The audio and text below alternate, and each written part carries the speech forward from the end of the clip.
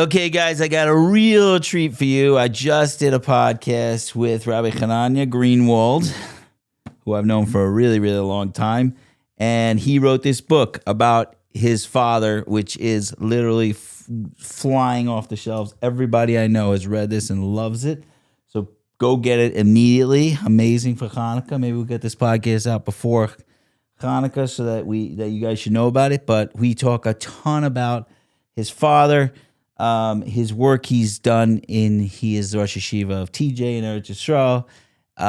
So many topics on psychology and Yiddishkeit and his father and his mother and growing up Greenwald. It was such an awesome conversation. I'm sorry it was as long as it was. I just never wanted to stop.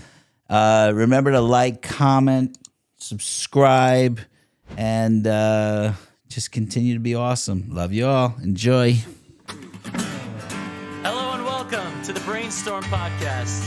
And now, your host, Sonny Perlman.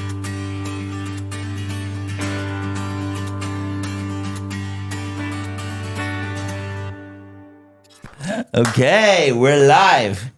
Okay. Thank you for coming. I'm very, very excited. This is something I had in mind for a long time, and then I found out you were in town today, and we chapparain, as they say. So I am so excited. Well, you're lucky. I don't know if you're lucky. You'll find out afterwards. But my appointment got canceled this morning. I was like, okay, we'll just see if anything happens. And Josh Rosenberg made the connection. He just came up, and he's got a podcast too. Yeah, T and Tanakh and T. Yes. Yeah, he wants me to. One of these days. It's good. We'll get him when he gets it. But you said which direction you want to go. We have the book. We have TJ. We have your father. You have, and I was like, you're like the golden goose. Everything that you've done is all I want on my podcast. All right. So let's go. Well, I want to start with, I want to get to the book. There's a book here. Hopefully you can see it in the camera. We'll talk about the book. Okay, you know what? Let me just say with a funny story. I'll say a funny story to start. The funny story is this. The book came out, and in the first hour of the book coming out, 2 people bought it for me as a present. I love it. Okay, so I had to re-gift one of them. I'm like, you know what? I really appreciate it. You could have this back as a present. Tell other people to keep buying it for their friends. Actually, there are a lot of people buying it for others. Well, someone just told me last night, and I didn't even know this was going to happen, but a relative of mine who went to Sternberg, who felt very close to your father, and she said that she went to the store and it was the last one, and she never buys books new. She's like, waits till they're used, kind of, and she's like, I have to do it. She bought the book, so there was only one left. Wow, yeah. So it could be you're selling out. It's been going pretty good, but it just needs to continue. We got Hanukkah coming. This is a great menorah stuffer. This is a menorah stuffer. It just comes out before Hanukkah. Yeah, put this under your menorah. Well, actually, it'll make the menorah maybe too high. It's a pretty fat. It's a pretty fat book, but it reads fast. Okay, so this is my confession, which is terrible because I didn't know you were coming. I definitely would have. So, in our religion, we don't do confession. We don't do except to God. But I have it, and I'm really ready to read it. But I was in the middle of 10 other books, and so I didn't get to it. But I did get to, first of all, great pictures. So much fun to look through the pictures. Yeah. And my wife picked it up, couldn't put it down. And every night I got the full, everything that happened in the book. It's a very beloved book. That's what I am saying without even yet getting to it. And my wife said, Ronnie created the idea of calling girls guys. I'm like, there's no way that's true, but I love it. No, is that in the book? We didn't claim that he did, but when he came from Morganov to Sternberg, he was like, hey, you guys, whatever. And first we go, we're not guys, we're girls. But he didn't change easily. So he was like, yeah, you guys. Eventually, the girls all started saying, let's get together, guys, whatever. So I don't know if he created this idea in the world. I think he just did that, and it just became a thing that they just, Yeah. Yeah. Well, I could say there are several people in the world that I'm so sad that I don't have an out on my podcast because they're not around anymore, and he is on the top of the list. Yeah. Because I didn't get enough time to spend with him, but every time I spent any time with him was wonderful. And maybe we'll get into it, like whatever my experiences were. Yeah.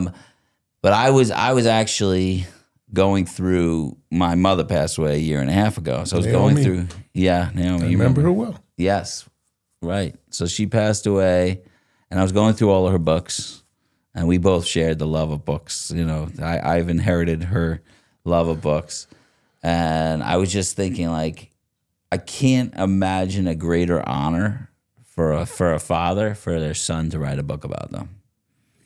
Yeah, to me, that's like my first question is like, I can't, like, if one of my kids wrote a book about me, just that amount of love and caring about me, I just can't imagine a greater honor. So I don't know how to put that into a question, but Right. like, I guess what made you want Good point. to write Yeah, this good book? point. But Okay, so for starters, yeah, there's two names on the front. Suri Cohen, Rav David Cohen's daughter-in-law. She spent like 3 years in this book. wow. Collecting, interviewing, whatever. and so that was like, I never would have taken on to write a book about my father just because I don't have time. Baruch Hashem, I got a yeshiva. Till my illness, I was working 18 to 20 hours a day. I was sleeping. There was no time to write a book. I just editing, because that I have done in the past, and I was just editing, and gradually kind of just got sucked into it. And it was the book, like there was like we could have, like it could have, I don't know, there's like 3 volumes worth of material like that we knew about, and so we needed to cut it down significantly. And then there was like family pieces that kind of, and gradually at some point, like, so I just kept working on it and then just trying to cut it down, and eventually kind of the message that I wanted started to align in my head. And so like I was using that raw material and I was like shaping it. A lot of her like really good lines are still in there. Like she had a line, like about like he's international this and that, but some reporter like thought it was odd, but they had Camp Sternberg with, but she was like, that was the place that held his heart hostage. Like she had some really good lines like that really, so like a lot of turns of phrase in there are still, are still hers, and a lot of the stories, like probably, I don't know, at least 75% of the stories that maybe she told originally, I shaped them in a way that the narrative kind of would flow the way I wanted it to. But right. I never would have had I say never, but like certainly at that point in my life, I wouldn't have had the ability to just like take on a book. And they say the worst person to write it is the son, because like at some point it became almost a love letter to my dad. Like it's really, it went through stages, and then I was during COVID, my mom was alone in the house. For a while, there was some girls living there. They moved out. So I was like, okay, 4:00. I said, nobody called me after 4:30 in the afternoon. And I would just get on Zoom with my mother every day for like 4 hours, just going over the book line by line. My mom's an editor also, a great writer. And so we just, were working on this.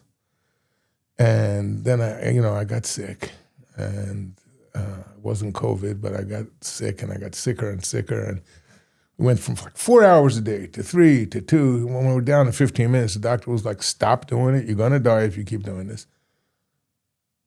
And whatever. So then like for a couple of years, I couldn't even touch it. And it just sat there, like it wasn't here, it wasn't there. And then, Baruch Hashem, I started getting better, and gradually, went back to it. And eventually just got it to a place where I thought it was like ready to go. Wow. And we sent it to Art Scroll, and like their top reader, editor, Mrs. Dicker, said, there are not 10 words I would change in this book. Like it's ready to go to press. Really? Wow. So yeah, we thought it wasn't going to come out, and for a lot of time we thought it might never come out. Just because it was so big, and it was like such a wrestling match, and it was so like get it in order, and then to kind of figure it out, and then kind of like it, I just like the beginning, it just came to my head one day. I'm like, I'm not starting this book like every other biography. And he was born, his father, whatever. Right. So we just went a whole different way, and it kind of just, from there, we just kind of try to shape it to read almost like a novel. That's amazing. I mean, you said like a love letter to your dad, and I actually, it's maybe varying in a different direction, but it's the biggest complaint I have from people whose parents were, I call them Superman dads, like the people that are like out there changing the world, just giving everything to the cloud. Like their kids, sometimes have complained that they feel invisible. I feel that with my own kids. I had to like spend so much effort making sure that they knew that they were number one. And I'm asking you, like, how did you feel growing up with someone bigger than life? Look, this? I'm like not such a youngster today. Like I hit the halfway point recently, Baruch Hashem. So like, and I definitely felt different ways at different times in my life. My mom was always there. My dad he was away. First of all, 19, I'm growing up in the 60s and the 70s. You live in Muncie, your father's commuting 90% of the time to Manhattan. He's leaving the house at 7 in the morning. He's coming back at 7 o'clock at night. Comes in, he's exhausted, he's tired. This was the norm for people, that their dad wasn't around that much. I feel. He always would make time. He'd make trips with us, and he would, and he would sit, and the Shabbos meals were long, and go to shul with him, and so there were times I think that we could have, used more time with him. I mean, I don't think that's a controversial statement, right? But we didn't feel we didn't matter. I think that's we didn't feel that at all. We knew we did, and he was, he was proud of us. He was, boys and girls were a little bit different. The girls, it was like a lot of, like much more like, loving them. This is old school. Like, the boys were like kind of expectations a little bit. That you have responsibility to the world. Like this is like a legacy. Like you don't live for yourself. Like I think my brother said at his levaya, like he said it was hard for him. He said, then I finally understood he wasn't just our father. He was the father to so many people. And so like on some level, I think I felt that was very normal and made a lot of sense. Right. That you don't just live for yourself. We always had people living with us. We always had, he was always going off to do something that really mattered. He was just called in for so many emergencies and for so many crises, and it was very hard for him to say no.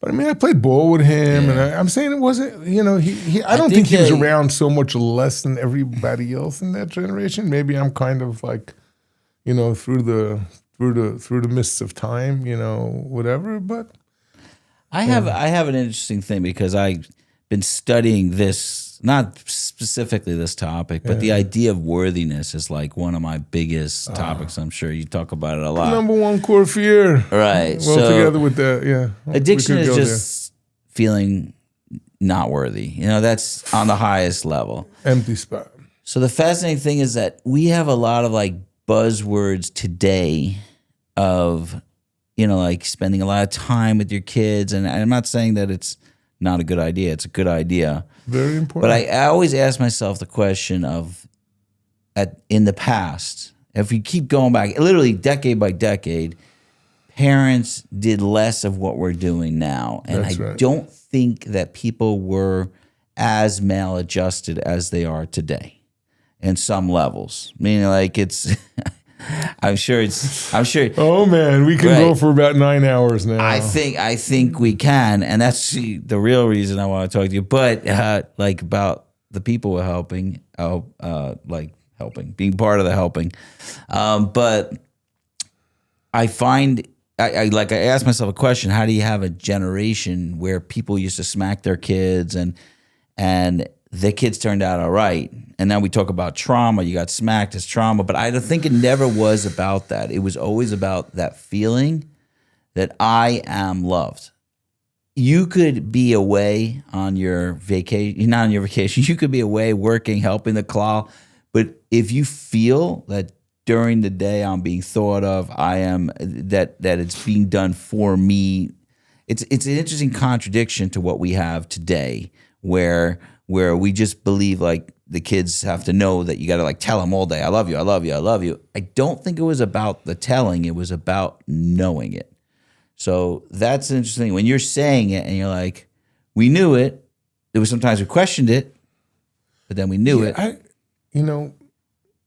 How much Torah should we talk over here? You can say as much Torah as you want. I love Torah. I'm a big fan. Some of my best friends love Torah also.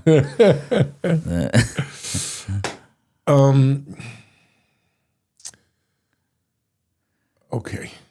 I mean, there's so many starting points for this, and I think it's really relevant to the question that you're asking, as well as like to the broader picture. In other words, both about my father and about today's, what's going on in the world, and the world has clearly changed in a lot of ways.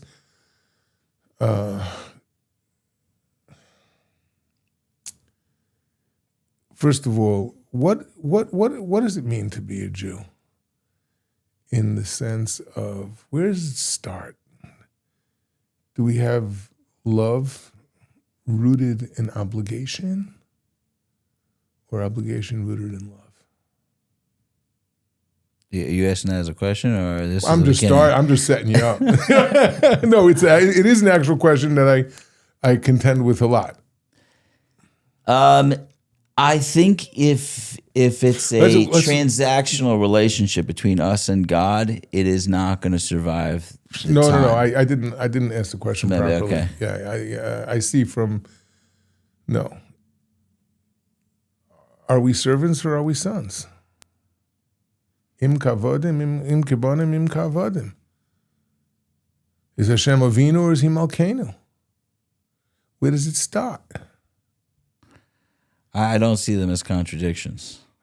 I'm saying the reason so I'm not so good with my relationship with God. I'm gonna give that to the rabbis. I'm gonna give it to the rabbis. Oh, I'm glad you think that they got better relationships. Okay, but I am good at my relationship with my wife. I spend an enormous. There's a line in recovery that whatever you think about most of the day is your higher power. So there's an upside and a downside to that line. I'm thinking of warm weather right now, right. nonstop. If you're always thinking about warm weather, that is your higher power. You're serving a false god. So that's okay. So, in that sense, the amount I think about my relationship with my wife, it's kind of come to the level of higher power in a certain sense. And every time anybody asks me a question about God, I don't know how to answer it with God, but I do know how to answer it in my relationship. Right. People like to change the word fear to awe because it's making us a little, but the idea of me living without my wife is absolutely terrifying. I don't have awe about that. I shake with the idea of having to live a life without this person. So when I connect that to God, that's fear. Like the disconnect between us and God should be terrifying. So like doing an Avera is a disconnect. Maybe I'm saying it in a weird way, but like that disconnect. My wife looks at me like, I'm really disappointed at you. I'm like, I'm the slave. I'm dying. I'm like, I don't want to be disconnected from this person. And I'm sure we could talk codependency and all that stuff. But good thing I'm a rabbi, not a therapist. Right. So what I'm saying is that I don't see it as a contradiction because there is the love to want to be connected and the fear of not being connected are so the opposite side of the same coin. Okay. So what you're saying is great. Okay. It's great. It's the end point. It's not the start point. Got you. Okay. It's not the start point. There are 3 levels of fear of God. There's the fear of punishment. And the fear of punishment includes, if you learn the Rambam carefully, the desire for reward. Like if you like do something because you want to get the reward, that's considered by the Rambam, that's the lowest level of serving God. It's fine. It's just the lowest level. It's the level for people who aren't educated. It's the level of fear of punishment. Then there's a level of, fear because I see the greatness.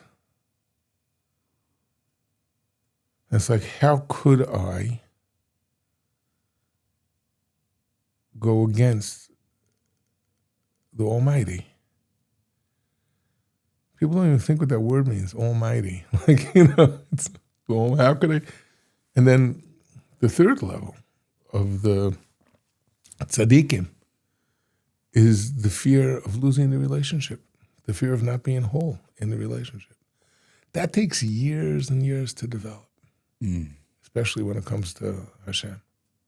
So I'm skipping the first two. Right, and so you're saying this is the actualized thing, and that's great. I think Mr. Shalom will agree with you. It's just we can't start that way with God.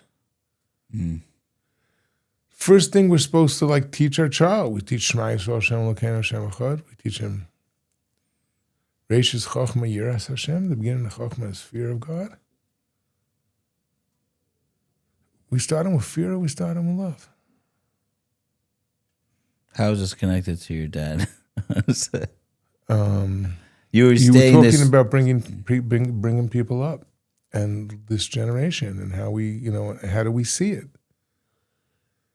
Now, my understanding is, I'm making it easier this way. I'm not going into the minutia of the texts.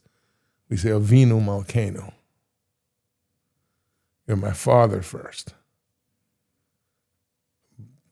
But if I'm not doing that relationship out of the love that I'm supposed to be doing it out of, you're also Malkeinu. I can't go against the will of the king.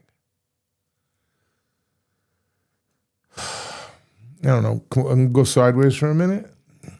Who's the ideal? Who's the ultimate Rebbe in Klal Yisrael? Moshe Rabbeinu. Mm-hmm. Torah tells us that Moshe dies, and he's mourned. Aaron dies, and everyone mourns him. More people mourned Aaron than mourned Moshe. There's no Torah without Moshe. Well, there's no Am Yisrael without Aaron. There's also no Am Yisrael without Moshe, so I shouldn't have simplified it that way. Right. So it's what do we need? No, we need both. Where do we start? So my belief is that what you said earlier, that we start with love. And maybe we should bring it in a little bit later, because I don't want people to get all bored. I'm just going to be giving a share over here. I don't want to be doing that. But yeah, it starts with love. Because he loves us, though, we have obligations. Right. And to raise a child without obligations is crippling and destructive. To raise him without love, you didn't even start. Right. There's the need of connection of one soul to another is through love. This ad is for the women listening to this podcast. This company is called Wig Guru. It's wig-guru.com. They have the most innovative ways to deal with one of the worst issues of wigs, which is slipping back and it looking not in place. Women have a big issue with, not noticing when everybody could tell that it's a wig because it's slipping back. The amount of innovative products that Wig Guru have is phenomenal. They are customer-based. Many, many customers are reaching out and saying, could you make this product in this different way? And, I like this part, but I don't like this part. There are many, many different types of wig grips, including the trademarked and copyright pending Grip-A-Fix, original Grip-A-Fix, and as well as her wig glue, which is water soluble and is taking the internet by storm. So go over there, put in the code Brainstorm, and you will get 10% off. It is wig-guru.com. Well, there's an interesting thing in the 12 steps where the fourth step, there's something called three-steppers. They call them three-steppers, which means is that everybody says, I'm on the fourth step. The fourth step is the first step of responsibility, where you have to actually go through the difficult stuff and go through your own stuff and look at it, shine a light onto it. The first 3 steps about your relationship with God and understanding that God loves you and wants to take care of you and he's got your back and believing that you could be saved through God. And then you could do it. What I have found with everybody, I've worked with thousands of people that I've dealt with, and anybody that hit, like I'm on the 4th step. The 4th step is not hard. This is what I've found. If someone's stuck on the 4th step, they really didn't get the first 3 steps. They did not get it. Good. They don't believe. I found is the second the guy gets, oh, I am loved. I could be saved. My tank is full. I am being held, like what you're saying with the love. Love comes first. If you're filled with the love, the obligation is it's like a natural product of it. Like, oh, now that I'm full, what do I do with this full gas tank? And I have this awesome car. What do I do? Let's go on a road trip. So the 4th step is like, you're ready to write. You're ready to go when you feel full. You're good. I spent 27 years by Moshe Shapiro. Wow. I saw him 3 to 4 times a week. Drove him an awful lot. I got to talk to him about every issue I had in Yeshiva, every issue I had, in life. I got to talk to him. It was like winning like the lottery. And my father on the phone, I had Ramesha in person. Early years I had my father in person, but went to Eretz Yisrael 41 years ago. So, he would come a lot and I'd come back a lot. But last year he gave his life in Eretz Yisrael. It was to Ar Chabura. And I drove him home from there. He went to the airport and he had a surgery. He gave a share or 2 in Muncie, but that was the end of his life effectively as a public figure. And then a few months later, we lost him. A year to the date of my father. Oh, wow. Oh, yeah, let's not go there. I need a catch for that. So, So he was, last year, and at the end of this year, he was talking about Rosh Hashanah coming up.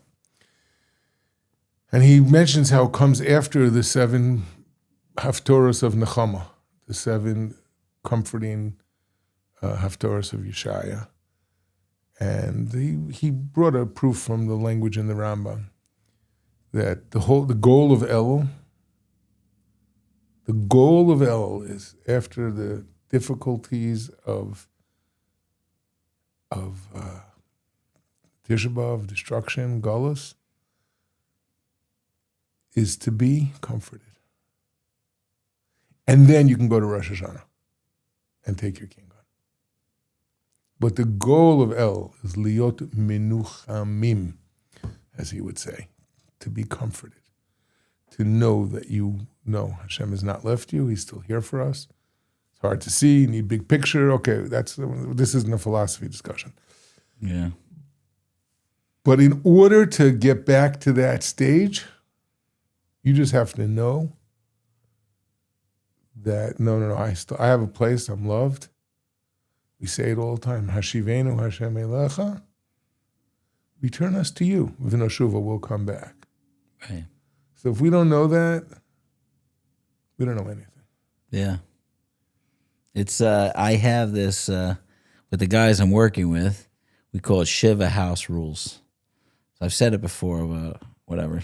Most people don't listen to all the podcasts, but the idea is that I was like really searching, like where in Judaism does it really talk about recovery?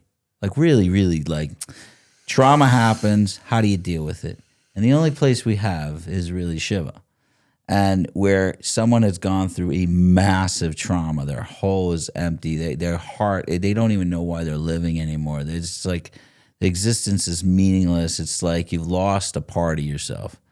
And what do? We don't say get a job, get your act together, go out there, do things. No, sit down, low.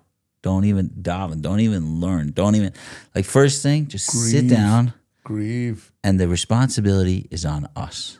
The community is going to hold you now. That's what happens. So the first stage of recovery, people are like, oh, let's get him working. Let's get him out there. No, this is a broken hole in the heart person. And we know that because they're running after things to try to fill their heart. Sit down. It's on us now. And when you feel full, That's the amazing thing I see. And I wanted to ask you about the guys you work with. I know it's not that, Yeah, this is really important. This is something that I find also like endlessly fascinating. Following me down the rabbit holes of all my thoughts, like we can't like do that, but like there's a rabbit hole in every question over here of like just ideas that over the years we've been trying to kind of distill.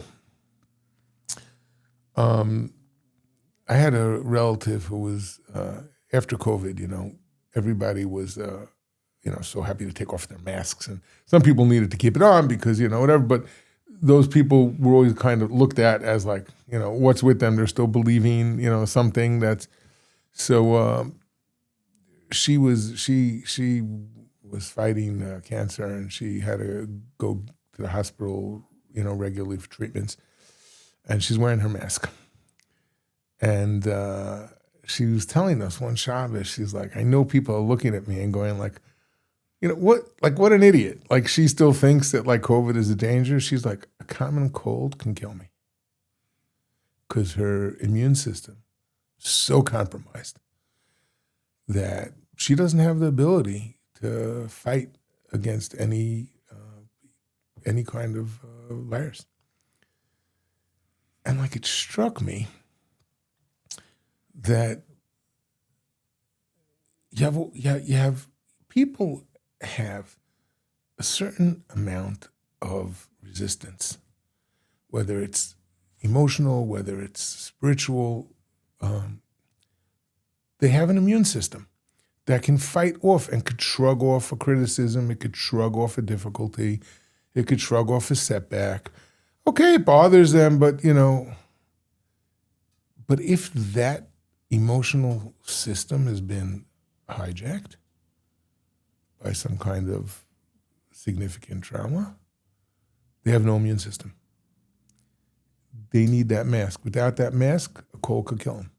A bad word could just knock them out for 2 weeks. And I was like, this is really, I think, a very real comparison over here.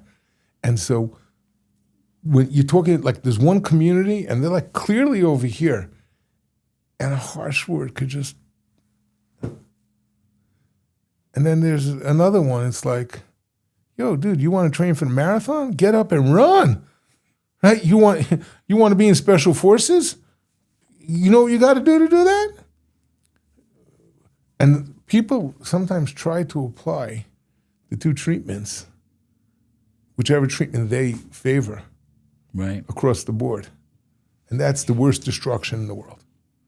If you treat a healthy person like a sick person, you can ruin him. You treat a sick person like a healthy person, you can kill him. You treat a hurt person like everybody has hurt. Yeah. But obviously we were talking about a community of people who really been hurt. You treat them like you're treating, I don't know what the percentage of the population is. I don't know how to break down the numbers. Like, okay, 70% of the population, you got to treat them this way, 30% this way. Like, I don't know what the numbers are. But if you're gonna treat the people who are strong and you can make demands of them as if they're sick, you're disrespecting them. That doesn't mean you don't have to be kind. That doesn't mean you don't have to love.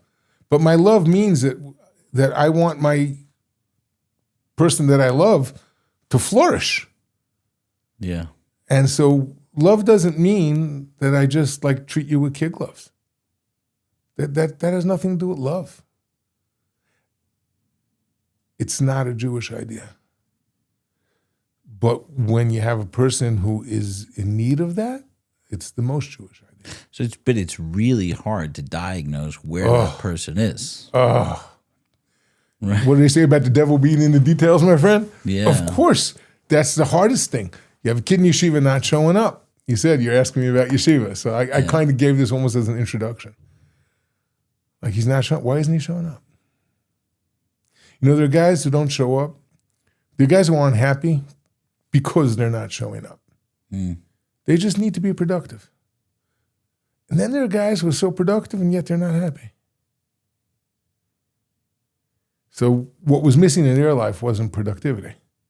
Right. The other guy, what was missing in his life was productivity. That doesn't mean there's nothing else missing, obviously. We're talking in general terms over here. But it's a very big difference. So, the ability to tell yourself, yeah, I'm disappointed, but that's okay. I'll work through it. And then do what you got to do. The world wouldn't have been built otherwise. Right. It's interesting The because ability to I give like yourself to... that softness when you need it. What's that? The ability to give yourself the softness when you need it is also really important. Yeah. The way the sober livings that I run, the way that we work is we start with what we call 90% level 1, which is the Shiva idea, which is like we're here to make you feel nachamu, like you're feeling comfortable. Like that's the comfort, your love, you're cared for. Sorry, I made the bracha on the water. Okay, just making sure. Otherwise, on record. Oh yes, On record. He's religious. He doesn't even. Yeah. I'm a witness. I'm only 8 echad, but eyewitnesses. Nobody would even be chayish. So what we start like 90%. the whole level philosophy that I have, and I'm interested in what you think about it, is that it's basically addiction is a developmental disorder, which means something happened that knocked you back to an early stage. I mean, I'm writing a book, which has taken me many years, which is called Addicts Are Big Babies. Oh wow, Which I is- love it. which I is love it. I very- understand. You get it. You're not being mean. I No, understand. it's not mean at all. Can I tell you something? I'm going to Yeah. interrupt you because Yeah. this is actually it's a medrash. It's a medrash Tanchuma in Parshas Pikudei. And it says, the child comes to the world. Why does he cry? Now, I don't know if they're talking about the physical slap on the, on the Right. posterior region, which causes him to cry. They're saying that the crying is part of like his experience. He says, what do you mean? He was under the Kisei HaKavod. He was in the all-enveloping embrace of Hashem. Infinite, pure love, happiness, joy, support, security. That's the presence of God. All difficulty is only a result of that distance. Then he comes out into this cruel world where he's no longer being protected and he's no longer safe and people die and there's evil and there's badness and it all just disappeared. And the infinite light just disappeared. And now he's in this finite, constricted existence. And so he cries. It's the abandonment. Every person goes through that at birth. Trauma is, I believe, that's birth. And that's the medrash. That is the Then, he says, in the first year of his life, the child's a king. Tinok babayis, melech babayis. He cries, everybody's running to him, taking care of him, whatever. Okay. No, but could I just break that down a little more? You say trauma is birth. Is it because, the way I see trauma is the recognition that the world is not safe, that it is not this perfectly yummy experience. And it's true. And then Right. the parent. I recently had a guy asking me, like, I don't know, I'm holding the baby, but like, it's just annoying. I'm just like trying to stop her from crying. I'm not giving her anything. I said, for real? You are giving her attachment, security, love, comfort. She's going to learn to believe in God from what her father has given to her. The love that you're giving, that will be the connection. Hashem is called in the Aseret Adibros, the Ramban says, he's your first father. And the second father is the one down on earth. And they're both partners, so to speak, in your creation.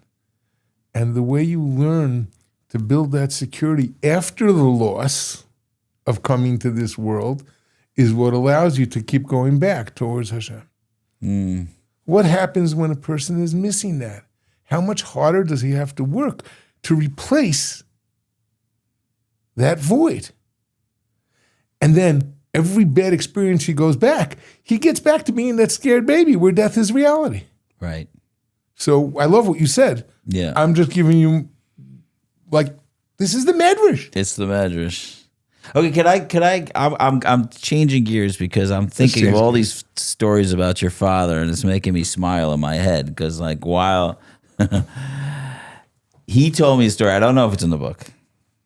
Okay, I want to know if it's 90% of the stories we have are not in the book. Not in the book. Too many. He told me a story that you for sure know, but it's so funny. I don't for sure know. No. He said he was taking the Muncie bus. There's the guy's side and the girl's side. Is it in the book? I don't know. No. Okay, so there's guy's side, girl's side, and he sat on the back of the girl's side because there was no more room on the guy's side. Or he didn't care. Probably that one. And then he had a girls' camp with 1,700 girls. No, and he was used to being on the wrong side of the machine. Right. So he sat on the women's side. In the back. In the back. He was the last seat in the back. Right. And somebody, as a joke, because they would sometimes make the mechitza that it would go till there's a mechitza. And then they put it behind the last seat. guy. The last woman. The last woman, and then they would sit behind And then you could have more men. Right. So somebody put the mechitza behind him. So he was now in with the ladies. Right? The next stop, somebody came on. I think he knew him or whatever, and he recognized. This is when he pinched the guy? He told me different. Okay. He said the guy walked by, he reached under and grabbed his leg. Very firm guy. And he held on, and he said he saw me very strong. He's like, that guy could not get his leg out. So he reached under the mechitza to grab his leg, and then he held on. The guy thinks a woman holding his leg, freaking out. To me, that story was perfectly your father. No? You know, that for nobody here knows my father. I mean, I don't know. Like, people listening to this, like, they don't realize, like, who is doing that story. Yeah. You have to read the book. It's like, yeah. Read the book and buy it for your friends. Yeah, read the book and buy it for your friends. You'll understand. Can I tell you something about this before we just get back to this? We are getting between 1 and 3, me personally, emails or texts or phone calls or people approaching me to tell me that reading the book changed something in their life. One of my boys wrote me, I'm starting to have Ronnie Greenwald moments. What would Ronnie Greenwald have done? I'm like, yeah, it's not bad. You know, the other Jewish guy that they used to say that about, you know. Someone told me exactly the same thing. What would he have done? And I didn't write the book. He said, I'm thinking differently. I'm just thinking differently. Somebody else wrote us, like, my kid hasn't been to school in years and doesn't, whatever, we're, like, learning this book together. We're learning this book. This book is a story. There's not one word of you should in this book. Right. Not a word. Maybe if my father said it on a rare occasion, I put it in, but like I didn't tell you what to. Someone told me recently that they started keeping a full cup full for washing hands. For instance. Because Ronnie did it. For instance, yeah. That's so that like that's the guy. And then he's like, but he was such a prankster. He loved jokes. He loved jokes. He would David Kamenetsky over Shalom, and he said, like, a hesper for my father. We were meeting my parents, and they came, my mother and my sisters, and they came from America. My brother and David Kamenetsky came on the same flight, and I was like, David, you have to say a hesped. Like, there's going to be 1,000 Sternberg girls at this Levaya in Eretz Yisrael. Somebody's got to represent Kent. And so, so he spoke, and he says, he'd call you up, and he was already laughing because he couldn't wait to share the joke. And he could tell that joke 50, 60 times and laugh the same way each time as he would just like tell it to different people. It's like the kids are sitting there going, 47, like we know this joke, right? But like he had that such a joy, like to just kind of share something that will make a person laugh. So I'm going to tell you something very personal. I want to talk about Our Village Women's Home. Our Village is a sober living community in Pomona, New York. And a lot of people mistakenly believe that it's like this is like a regular, like halfway house. It is not. It is a full-blown community where you are embraced and loved and cared about and cared for. And they will literally do anything to help you move forward. It is the safest and most wonderful place to come and get your way through the recovery. They help you in every single way. Our Village is everything you need to help you get through the most difficult time of your life early recovery. And it helps you transition into an independent, amazing life. And we believe in our village that everybody has the potential to be their amazing self. And the people that come are awesome. The staff is awesome. You definitely want to get in touch with them. It's ourvillageny.org. Reach out and you'll find out all about it. I'm very excited because I had zchus of not enough, obviously, but of having a somewhat to do with your father. In my younger years. I remember hearing those recordings at Nefesh. Yeah. When you were like this 19-year-old kid at the Nefesh conventions giving like advice to adults. It was really cool. It was amazing. Maybe you were 17. I don't know. He how old loved you it. 19 was the first time. But, okay, I'll tell this is personal. I think it's worth it for you to hear. And How many people listen to this podcast? Thousands of people. So it's really personal. It's personal, but very public. When I was trying to figure out, a lot of this is unconscious, but when I want to figure out where I want to be in the world of helping and like trying to find the right people to follow in this. Also, I came in very arrogant, like I kind of felt like I knew more than everybody already, so I will say that. But like and I wasn't so wrong. Nothing has changed. That's not the more things change, the more they stay the same. No, because I was like, you guys come on, change.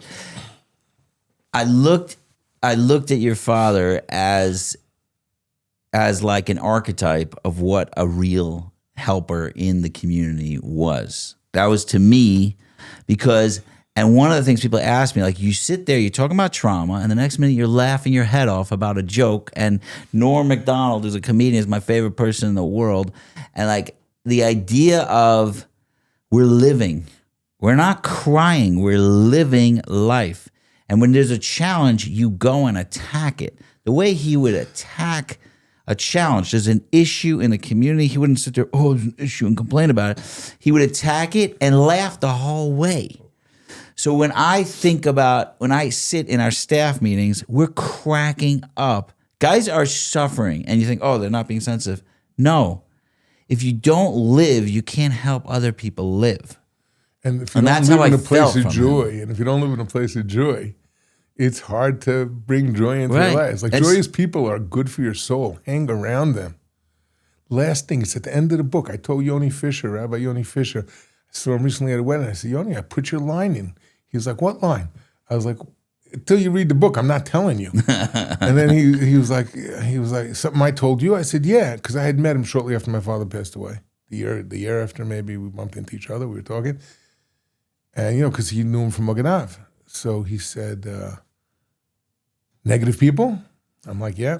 So all the way at the end of the book, the last night of his life, he spoke to 40 different people, but whatever it was, he said to Yoni, Yoni, life is too short to hang around negative people. That's beautiful. He said that like when I was on the last days. Well, Yoni was calling him about it. It was the night before he passed away. He had he was calls, abuse, this, that one. He was talking to everybody. He said divorce. There's David Cohn, the principal of the school, the what do you call it, the negotiating. There's Miriam Turk. We got to start this program one after another. He's just talking to, secretary, all this stuff. Right. And then he just 10 minutes before he was going to get up for Shachris, he breathed his last. Yeah. So he was like, so one of the people he had spoken, I guess Yoni was asking him for advice about something. I didn't ask him for the backstory, and maybe I wouldn't share it even if I knew it. But that was his line to him. Life is too short for negative people. Don't hang around them. Yeah. Well, we used to go to the so that's very beautiful, though, what you said about like that. That's kind of a picture that you keep in your head. When I keep it in my head all the time. I really also he knew all the psychological stuff, but it wasn't not from books. No, not from books. He was living life, and he would stand up in front of all the therapists. Nefesh was mostly when I would spend time with him, and he'd have us all rolling with his absolute humor and just like. And you look at him and be like, is he taking this seriously? And it was only from the actions that you knew it. Meaning everybody, that was what I wanted to emulate with him. So I'm saying is that the actions were what it mattered. And the feeling was we're alive and we're living. Like a line just came to me while I was writing, editing, writing. And I said, he could lighten the situation without making light of it. That's in the book? Yeah. I might have used it a little differently, but that was the phrase. Like he could lighten the entire atmosphere in the room without making light of the situation. Because he believed there was always a way forward. That was the thing with him. It was always about going forward. He had no patience for people who didn't want to move forward. Just sometimes a person's in a place where in order for him to move forward, moving forward means sitting in your blood, so to speak, and just and kind of just like, gradually getting the strength to move forward, sitting in your grief, sitting in your, what do you call it? But it ain't over. No. I'm telling you that if I've copied it so much. The other day I'm sitting at the kitchen table with a bunch of the guys. Okay, remind me about Avelos afterwards. Okay, we'll go to You said Avelos. something, and what you just said. Okay, I'll get you back to it. Yeah, But the yeah, other yeah. day, I literally didn't know what happened, but I was sitting at the table, and one of the guys at the table is like really in a place of suicidal thoughts. Like he's in a terrible place. And I cracked a joke about it. And I was thinking, that guy knows that I love him so much that somehow I'm able to make that joke and tell him. The message in the joke was, you're gonna be all right. That's right. And I could laugh with you about right. this. That's right. You're not going there. This is not the hell. Now, they don't teach that in school. You had to learn that. It's way too dangerous to teach that in school. It's subversive. The word Avel. The word Avel. So we in a share with Ramesh Shapiro, this came up. I don't remember whether he agreed to it or not. I don't remember whether he said, I lost part of my memory when I got sick. So we didn't even speak about that. We'll speak about we that. didn't even get to Yeshiva yet. I'm saying,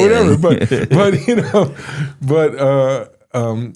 Some like the Avel is the person who is in this state of mourning, of complete loss, of abject despair. What else does the letters Aleph, Vav, Lamed spell? Avel. Avel. What is Avel? But. I'm in mourning, but it's not the end. But always means that what I said first isn't the end. Mm. The Avel, he's in mourning, but there's a way to move forward. Right. Avel is Avel. That's beautiful. Yeah, so I don't remember whether he said, of course, or he whatever, but the concept is the concept. That the concept's for sure true. I didn't turn this on Do Not Disturb. Yeah. Now, I don't, because if my wife calls, I answer even on the podcast. If my wife calls, I'll answer on the podcast. Right. Too. It's that's the fear. No, I'm kidding. That's what I'm trying to talk about. I don't want her to think I'm not answering. I guess I'm glad that's later on in the podcast. Like that joke wouldn't make any sense without the context. No, but there are very few people that I could look up to in that sense. And we would sit by the story of that you remember is that at the first Nefesh conference, they invited me as the been there, done there, because I was already working with guys, but nobody was been there, done that at the time.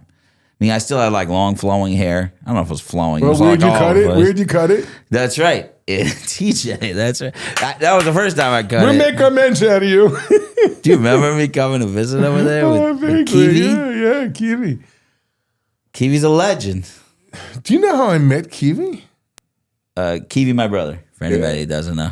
Dr. Kiwi Perlman. Dr. Kiwi Perlman. What do you mean? How'd you meet Kiwi? So I came recruiting to Oruvain back in the day where they still have boys for us. Occasionally they still do. They called it Radinsky at the time. He was my classmate, Ribitzal. Oh, really? Yeah. Oh, I love him. I went to see him yesterday. I love him. We were classmates in first grade. Yeah, and he was like 2 years younger than me, or a year and a half younger than me. And then Rabbi thought he didn't know what was going on. Like over there, he got like patched like a Falusi into place. I mean, he heard it once, he remembered it forever. So I mean, after like second grade, like he just left the school or something. They like finished shots like 3 years later. I don't know. Anyway, but the Skan Yeshiva, Rabbi Sion Brody, another great man, says to me, I got these, couple of kids for you to meet, like, whatever. And he's like, go guys, go play basketball. Rabbi Greenwald, he's a legend. He's, play basketball with him. So we went down, played ball. And Akiva like did a move or something, and he twisted his foot and broke his ankle. Oh my! This is like the interview with the yeshiva he's coming to, and later, and he's like, and like I'm like, you okay? And I'm like, maybe you need to let out some frustration. I'll go to the other side so you don't mess up your interview. Anyway, that night I get a call from your mother. Really? She's like, Rabbi Greenwald. I'm like, yeah, Naomi Perlman. I'm like, yeah. She's like, I don't know what you did to my son. I'm like, she's like, I come into the emergency room in, I guess, Good Sam, and he's lying on a cot, twisting in pain. Oh my goodness. And he's like, Ma, I know what yeshiva I'm going to next year. So I don't know what you did to him, but keep doing it. I was like, okay, this is not a lawsuit for a broken ankle. I had nothing to do with it.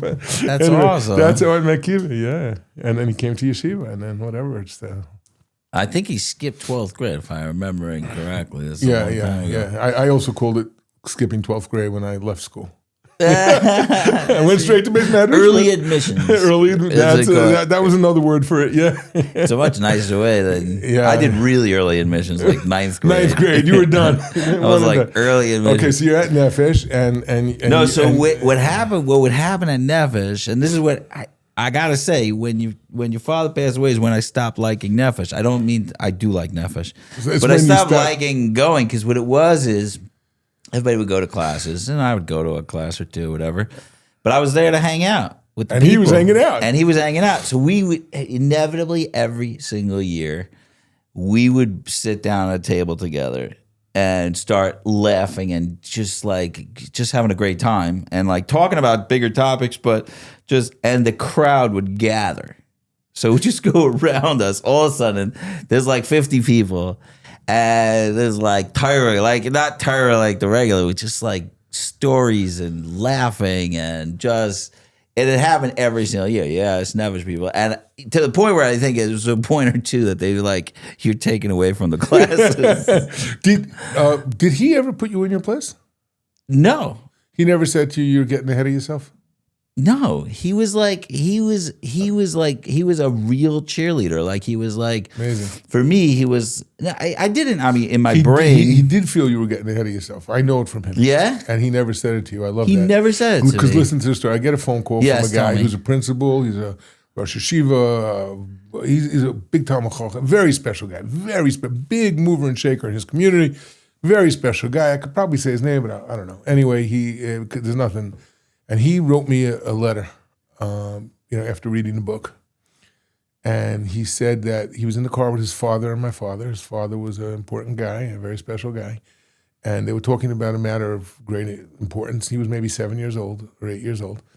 And we'll call this boy Maishi just for, the sake of maintaining anonymity.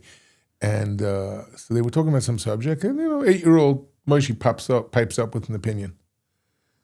And he says, your father turned around and he said to me, Maishi, your father is a very important person.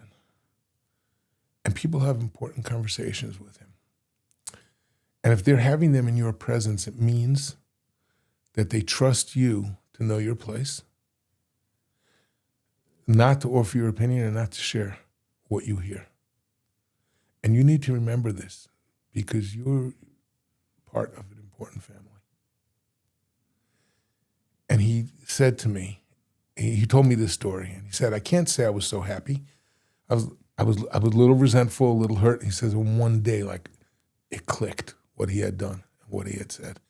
And I got so much benefit out of it. And then, He you know, was the kid developed- or the father? He was the kid. He was the kid. The kid Oh, was okay. telling me how much benefit he got from this and how important it was to him, and how he was rebuking him in a way, telling him like, this is not worthy of you, and your opportunities are going to be very big in life, and they are. He's a major mover and shaker, and a real Talmid Chacham, and a doer, and he's special. And I said to him, you know what I love in particular about that story? Had you been a hurt kid, he never would have said that to you. And I just tested it out when I asked you if he ever said anything to you. Okay. He saw me as a hurt kid. Why would he have seen you that way? No, I'm just kidding. Go on. Crazy, huh? Tell me. Yeah, no. Just you had been through a terrible, hard time. I mean, I've been through a terrible hard time. But you're saying, you think that he had reason to like challenge me and didn't? Could be sometimes you said your opinion with a lot of confidence in front of people who, you know. Did he say a story? I want to hear it. No, I heard you on one of the. This is like an old memory. This is tell me. How old are you? I'm 47. So this is like 28 years ago. It's a long time ago. 20, yeah. Yeah. No, I just seem to remember, like, you know, he could have a place for everybody in his mind. He had a very, very big picture of the world, and he could have a place for everybody, like where, you know, like where they are in this world and their journey and whatever it is, however he saw it. I don't know. Right. It seemed almost like a sixth sense. Like it didn't seem like this, like always this worked out intuition, just like kind of like this. Right. And, you know, when a kid would like get up there and like just make sweeping statements, which kids have a tendency to do. Yeah. My father didn't like sweeping statements. He made a lot of them. Within a context. Yeah. Within a context. I get you. Maybe when he made them, he liked them. He liked Anyway, no, whatever. So it wasn't, there was no like, what do you call it? You know, just like, Right. you know, he, sometimes when a guy is doing that, it's like, you just know the guy's going to go on to do things. He's got all this passion. He's got all this, what do you call it? Right, Somebody right. asked me, what did you need to open a yeshiva? Like, what was the main quality you had? Right. I was like, naive, stupid overconfidence. Isn't that the best? Right? What do they call it? Irrational confidence? Something like that? Like, Yeah. Yeah, that's what I had. Because otherwise, what kind of ridiculous idea is this? I'm going to run a yeshiva for 30 years on the Sternberg model, which is that people who can't pay don't usually, and I'm making 8 trips a year to America to raise funds, and I'm like living on a razor's edge for 30 years. That's really stupid. Yes. I never would have done it if I had any seichel. So what was my major quality? I was so dumb. So I don't think it bothered him that a person, he liked that confidence. Yeah. He liked that confidence. But how much weight do you give to the opinions of a person at that stage versus how much weight you'll give to him when he's actually, you know, living in the world, Right. starting, you know, that kind of thing. I think that I don't know. I think you I were don't 17 the first time. I don't know. know. No, I'm 19. I'm 19. No, because I was still in Yerushalayim at 17. No, so I think what he liked is I wasn't very into making statements. I was into action, and I think that's what he liked about me. Meaning, like, sure. I was like, listen, you might be right, you might be wrong. I don't know if I'm right or wrong, but I know that I'm going to be there for every one of these people. I'm going to help them, and we're going to keep making programs. And if it doesn't work, it doesn't work. We move to the next one, and it's fine. Right. And I think he liked that. Like, he kind of saw that in himself. Like, that's how he would do things. Like, and then you could joke around, oh, I'm wrong. Like, all right, I didn't have a problem. Generally, like, if I'm wrong, like, okay, I was stupid then. So now I'm right again. It wasn't. I actually make, I think, more statements now than I did then. It was like, But you see, guys just love them. Now you may have earned some street cred. A little street cred, yeah. You know what I'm saying? You're doing it, so it's a whole different story. Can I tell you a story? Just remembered? Yeah. With Kiwi, Yes. he became like the director.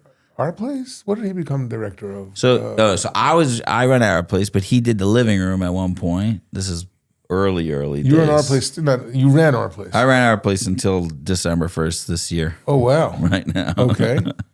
Now I'm doing our village, which Our is village. Okay. Listen, a village and a place. I'm saying Okay.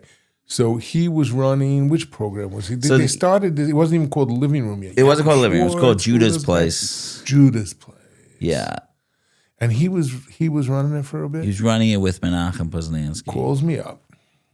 He's like, I'm having a really hard time. 12 steps had just become like a thing in the religious world. Yeah. In the Orthodox religious world. The Christian world might have been there a long time ago. And it's like guys are like making the steps Judaism. Rabbis are fighting it because the guys are saying like somehow the steps are more important than the this and the that, and like what do you know? And he was like, how am I supposed to make sense of this? And I had already had a conversation with my uncle about this. My uncle's one of the first firm psychologists, in the Torah world, who was also himself a world-class Talmud Chacham. And he had said to me, we have a concept of Derech Eretz Kodma Torah, right? You got to be a person, and then you could learn Torah. You have to be a human being, and then you could learn Torah. The human being has to be first. The 12 steps of how to be a human being. It's not how to be divine. These are the rules of being a human being. It doesn't matter, you're Jewish, you're not Jewish. That's irrelevant. Every human being needs to do these things. Now, I'm a functional human being. Let's see what the Torah is telling me to do, how I'm supposed to live my life. So a lot of those ideas aren't in contradiction. Right. Those ideas are just, how do I live a functional life so that when I put like the Torah like into me, There's a vessel. Have a place. So this is my, actually somebody asked me, like, tell me about Yeshiva. Very wealthy fellow. He met me. He wanted to meet me because I'd helped the kid he was close to. Yeshiva had helped the kid he was close to. He wanted to meet me. The kid told him that, he learned so much. And he said, tell me about Yeshiva. I said, okay, like I'm a Talmud Moshe Shapiro. I started a Yeshiva. I wanted to say high-level Torah to high-level boys. And that was my goal. And it took a couple of years, and I realized that the Torah has to go into a vessel. And if the vessel isn't there, then you could pour out all that Torah. It's all going to just drip off. It's not going to go into the person. It'll just all leak out. So now I have Yeshiva where I try to create high-level vessels and put as much Torah into it as I can while they're with me. But the goal is that later on they'll be able to keep filling themselves up. But I think you figured that out early, because I remember when Kiwi was there. I don't know how long it's been around. I did. I kind of always knew it. It was my legacy. It was just what was normal to me because of Yeshiva. Kiwi was there right in the beginning. Is that right in the beginning? Yeah, but still, like I still had my vision. I just wasn't ready to like put it into action yet because I needed to do this work with the guys. But gradually, it like came to me like, okay. And then I had to learn so much more. We didn't know anything.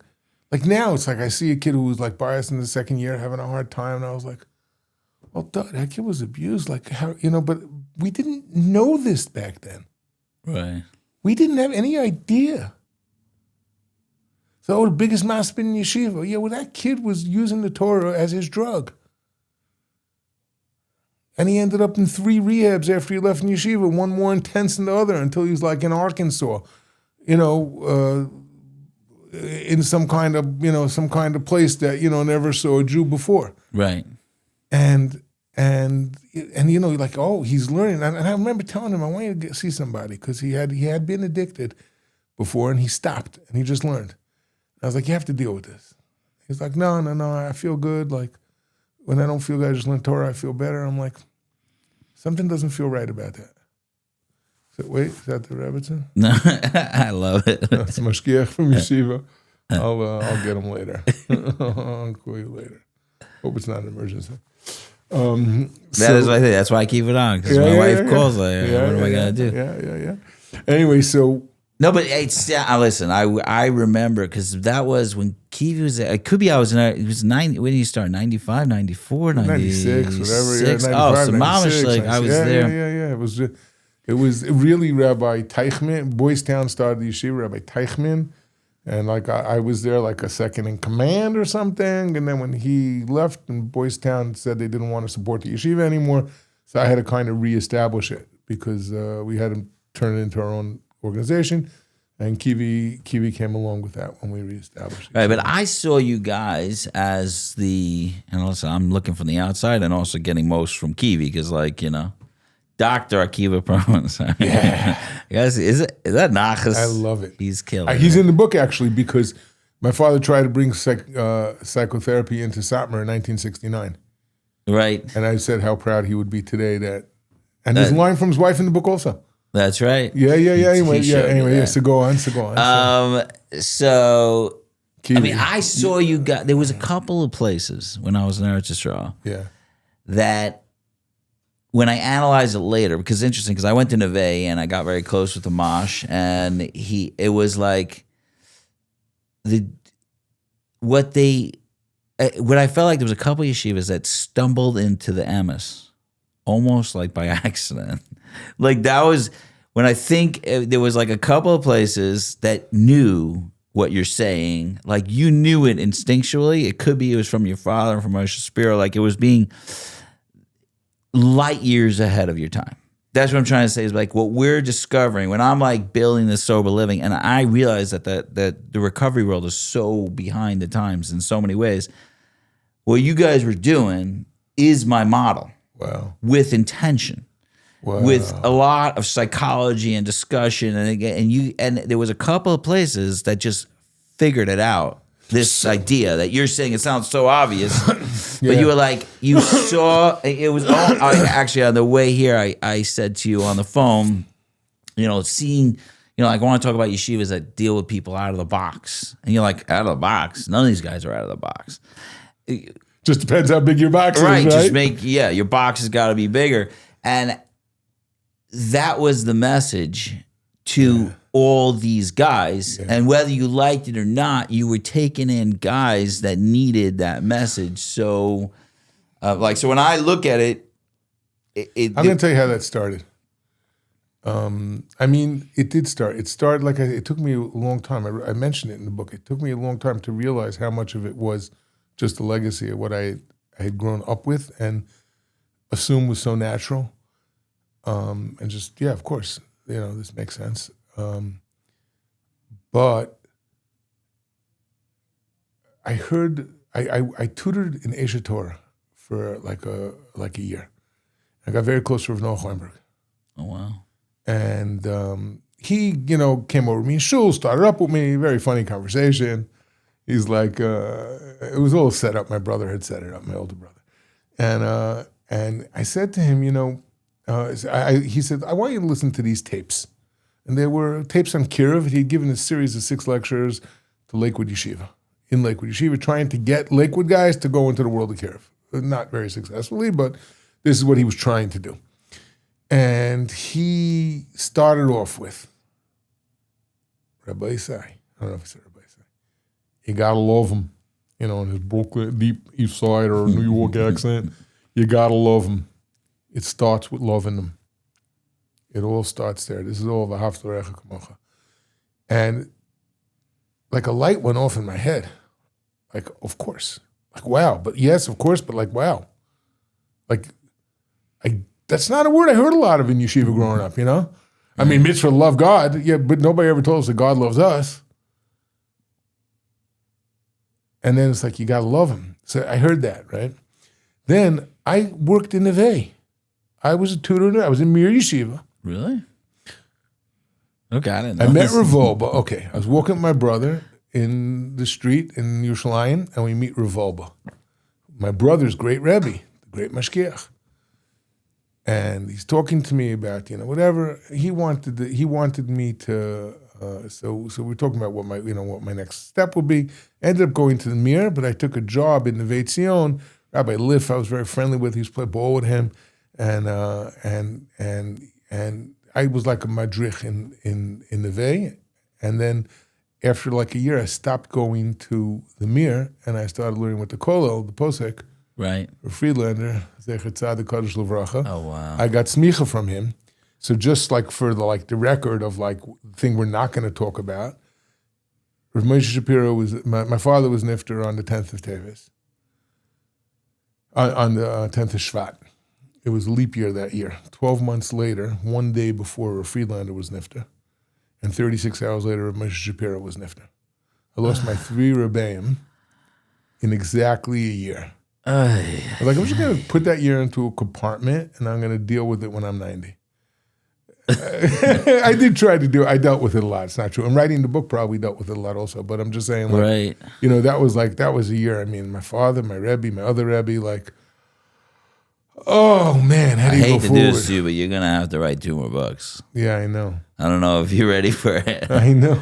You might have started And I something. really wanted to there. write a book on Torah. I have like This is the most 400 hours of shiurim on Bereshis that I want to like turn into like a whole series. Like, it's such beautiful stuff. It's all this. It's like the intersection of Torah and psychology and behavior through the Avos, but like not just saying like my opinions. It's all like mined from what Chazal say and what the Mekubalim say and what the Hasidim say. And Wow. that's my dream, is to work on that sefer. Were It might not you, were happen in you this lifetime. sick then? No. I don't mean to throw At which more. point? At which point? When they passed away. No. It was 9-10 years ago. Right. It might have helped me get sick eventually, but they were Friedlander. Okay, so I had this thing from Friedlander. Then I was working in Neve, and it was a very natural place to be working, Right. and it just made so much sense what they were doing. And then I got a job at Rabbi Liff in Ner Yaakov. I mean, I spent a couple years in Kol in between it, whatever. But I'm condensing the timeline, right? And then I got a job in there, and even when I was in Kol, my neighbor's kids and Was Benny Berger there then? me and Benny replaced me when I left. He took my job. They needed a recruiter. They needed a young. He's my rab now. He's my rabbi of the program. Awesome. They great? needed a young, dynamic rabbi. Yeah. I was then still young and fairly dynamic. And they got Benny. He was an upgrade. He did great. They loved him there. He did it for a few years. That's funny. Yeah. We're still like very close friends. That's awesome. Don't I say guess enough where I of live, each like other. the basketball players. All the tall people. That's right. The guy who used to play ball with him. Hey. And so like I had worked in all these places, and I had this thing from Ramesha, from Rav Noach Weinberg, and I had all this like great Torah, which was like in this super high place. I didn't know how to bring it down to the world yet, and that really became like a different stage in my life, trying to take these ideal concepts and then what happens in like this like grimy world. And so that was like, and then can I still connect to those higher concepts while I'm still here and dealing with my own dirt, with other people's dirt, with, just with life is messy. Right. And so I was just so blessed. Hashem sent these people into my life. Rav Noach Weinberg, then like Neve, then, Esha Torah, that was the foundation. That's why I went into chinuch. Right. Rav Noach was like, there's a spiritual holocaust going on right now.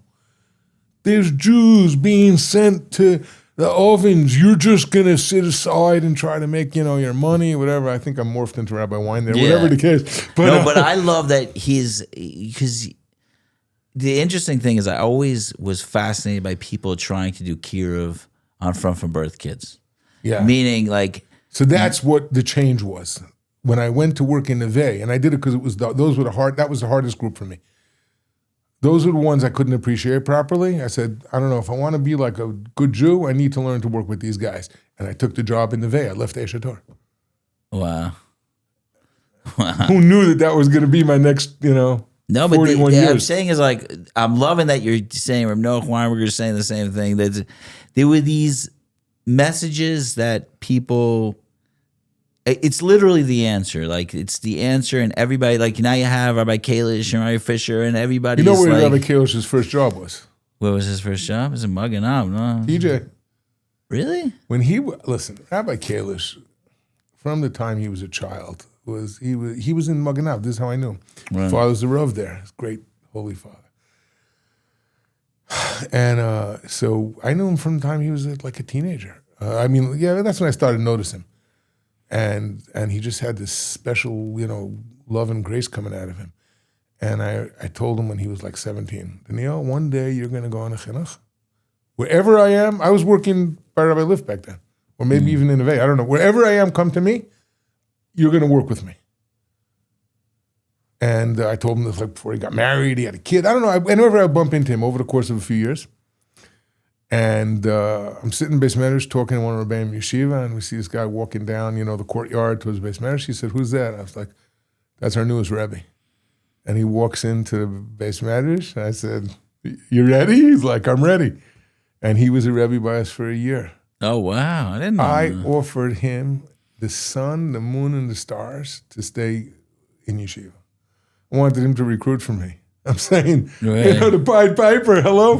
So but Rabbi Kaufman just made him better offer. I'm saying, start the Beis Medrash to four of his first guys in the Waterbury Beis Medrash, which is where he started, not in high school, with TJ guys.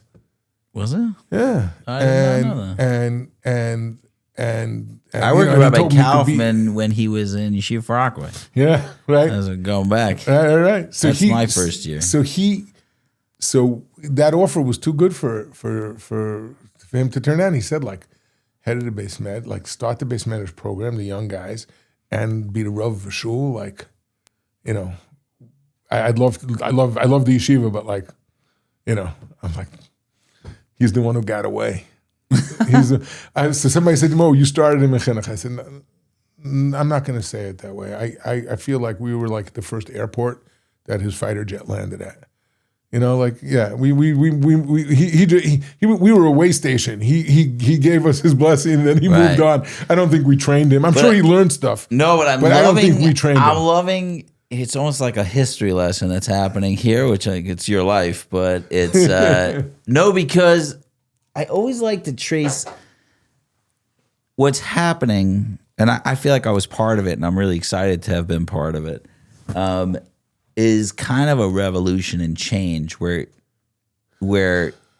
what it started with was like Moshe Shapiro, Noah Weinberger, the Paisik, the Mash Rabbi Lift. There's like all these like they were starting ideas that just were true, but nobody really developed them. And now you got like people like people are following Rabbi Kalish, Rabbi Fisher.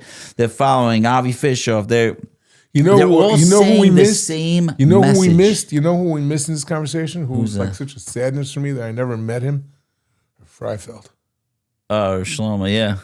Well, I feel like he was the pioneer. He was a pioneer. He was the pioneer. Oh man, I used to read that book about him. Benji Brescher book. No, it was really Besser. Oh, okay, maybe. Maybe one guy paid for it. Sorry, another guy wrote I see it as a Benji Brescher book. Right. So I used to read that book during Elul as a Musar Sefer. Just reminding me like what my job as a Rebbe is. Because by nature I'm super critical, hyper judgmental. That's my nature. Hyper, right. Terribly pessimistic about life, not about people. People have a very optimistic about it. That's like the one. It's very interesting because I have a different view on that because I was a child in that community, and there was a lot of dysfunction. He was teaching great stuff. Yeah, that's all. It's not about the community. So for me, it's like right. I know he was. I have an interesting version of this because, like, you grew up. This was your house. This was your home. And it just was natural all your siblings are rocking the world, like every single one of them. Well, I was going to say all of them just love the world, but you, different Baruch word. Hashem. Yeah, great. But just like the most open-hearted people that I've ever met. Every time I bump into one of your siblings, Oh, you know my sisters, and right? Yeah. I bumped it, and grandkids, like the next generation. Some of them have become some beautiful therapists, like awesome stuff out there. I think my whole generation went into chinuch, almost my cousins and this, almost all. And the next generation, like 3/4 of them are therapists. All therapists, lots of therapists. Couple of them decide to make a living, but like, no one ever makes a living. Anyways, I'm just kidding. There's a couple of people. But I had a similar thing. I grew up in a house where it was an open house. So all my ideas that I thought I'm so brilliant I thought of, you're recreating the wheel, I'm just recreating the same exact thing that I grew up with, which was I grew up in a home where it was full of like, come in, there's love here, and you're going to experience that love in this house. That was a lot of dysfunction too, but I'm saying there was who took the fun out of dysfunction? Yeah, right. So there was a lot of fun, there was a lot of laughter, and there was a lot of love. Like people would come into my house. The stories in my house are, I mean, maybe we got to write a book, but like people would come in just like with suitcases, like, where am I staying? Like, who are you? And where did you come from? Right. But a lot of people, I have all these like siblings that aren't really siblings. That's that right. are like, so, That's right. but it's interesting because then I thought I came up with these ideas. I mean, when you're saying these stories, like every single one of your Rabbeim or fathers or pseudo fathers are all saying such a similar message. It was like it was just filtered in. Yeah, sometimes you had to really sift it, and I will say that no matter, we want to check off all the boxes for our kids. And every time I get in, I mean, I never took an interview before till like very recently, but like now it's like anytime, like I keep saying, like something to parents that they need to know. Like you could check every box. Your kid will still go through difficulty. Your kid is still going to need to come to things on his own. Things that you taught him are things that he thinks he knows. I listen to a student will come to me and he'll say, "Oh, Rabbi, I just had this amazing chinuch." What I'm like, "Hello, we did a VOD on this, like when you were in Yeshiva. Like we spoke about this for 4 weeks." Like, really? Oh, wow. But you see, at each stage in development, we need to relearn things. And at every time we shift, and we make lots of shifts throughout our life. Like one time what's motivating me is obligation. Another time what's motivating me is love. Another time what's motivating me could be a blend. What's motivating is you just can't stop. So just keep doing it. You're not feeling it. You're not this. You're not that. That's okay. That's normal. Emotions aren't stable things. They come and go. Just keep going. You're going to be fine. You're going to be fine. It's like there's so many different, and then at each stage, you need to relearn the same things that you've been saying all these years. You need to relearn them like with a different, it's like just a kaleidoscope. Like you shift it a little and like there's a whole bunch of different colors there now. And you have to like reassess it and reintegrate it. And so, yes, it's what you heard, it's what you grew up with. Mm. It wasn't yours yet. No. It was your legacy, but you had to grow into it. And so then at some level you didn't really recreate the wheel, but you did rediscover how that wheel kind of rolls through your life. I don't know. I was doing the best I can with the metaphor, No, I like it a lot. I just Can I tell you what guy said to me? Yeah. Guy in Yeshiva said to me, they're doing therapy. We're not like, big believers in therapy. I don't think we've sent more than 700 guys, to therapy in Yeshiva. Maybe not more than 900. I don't know, whatever. So yeah, I guess we'll send almost everybody, but of course it can be over therapized and whatever, but that's a different discussion. And a guy says to me, I just realized like all the things like I was doing, like I was doing them like for like all these wrong motivations, and I was doing it, my mother's approval, my father's approval, the Rabbi, this, that, other people's approval. So it was all nothing. I was like, that's ridiculous. What do you mean it's all nothing? You think that the motivation you're doing it with now is going to be the motivation you're going to have in 3 years? I hope not. I hope that in 3 years, you're going to look back at yourself and say, wow, I thought I understood. Now I understand so much more. Because life is a continuing process of development. What you did then, you were making good decisions. You weren't lishma. You didn't do it at the highest level. Guess what? You're still not lishma. It doesn't matter. You made good decisions. They were real. They mattered. Now you're shifting what your motivation is. The values are continuing to stay good. All that work you did is so real. Right. You're making a mistake. Now you just need to figure out how to reconnect back to it. All this you're saying sounds very exhausting to me. It's like, when do we stop learning? It's like when we stop living. Yeah, I know. I'm saying like at some point I would be like, I got there. I'm there. I figured it out. Yeah. That always precedes the fall. For sure. I've never hit it. As soon as we plateau, disintegration begins again. No, that is, back to your father's humor. I have developed in the last decade or so this humor about myself, which is every time I'm taking myself seriously, I know in a year from now I'm gonna be cracking up how I thought this was serious. Oh yeah, you got that. So now I'm able to laugh how serious I think it is before it happens, because I'm like, okay, this is my opinion and I'm very stark about it right now. But in a year from now, I'm gonna be like, that was kind of dumb. So I can never really fully feel like this is it. That's why talking to me could be a little exhausting, me personally. Yeah. Because every time I'll say something, I have all these subtext caveats, dialectics about, except under these circumstances. And there's so much nuance. It's do you ever make just a blanket statement? Sometimes, and then I kind of often try to modify it. And that's why we started with these two different communities. So when we talk about education, well, what's the job? Am I just keeping him safe? No, the job is to move him forward, always. The job is always to move him forward. The question is, does moving forward mean that I can't do anything? Does moving forward mean I need the cattle prod? Right. And I was thinking a guy is in a I said earlier, my daughter works in ICU ward in Hadassah.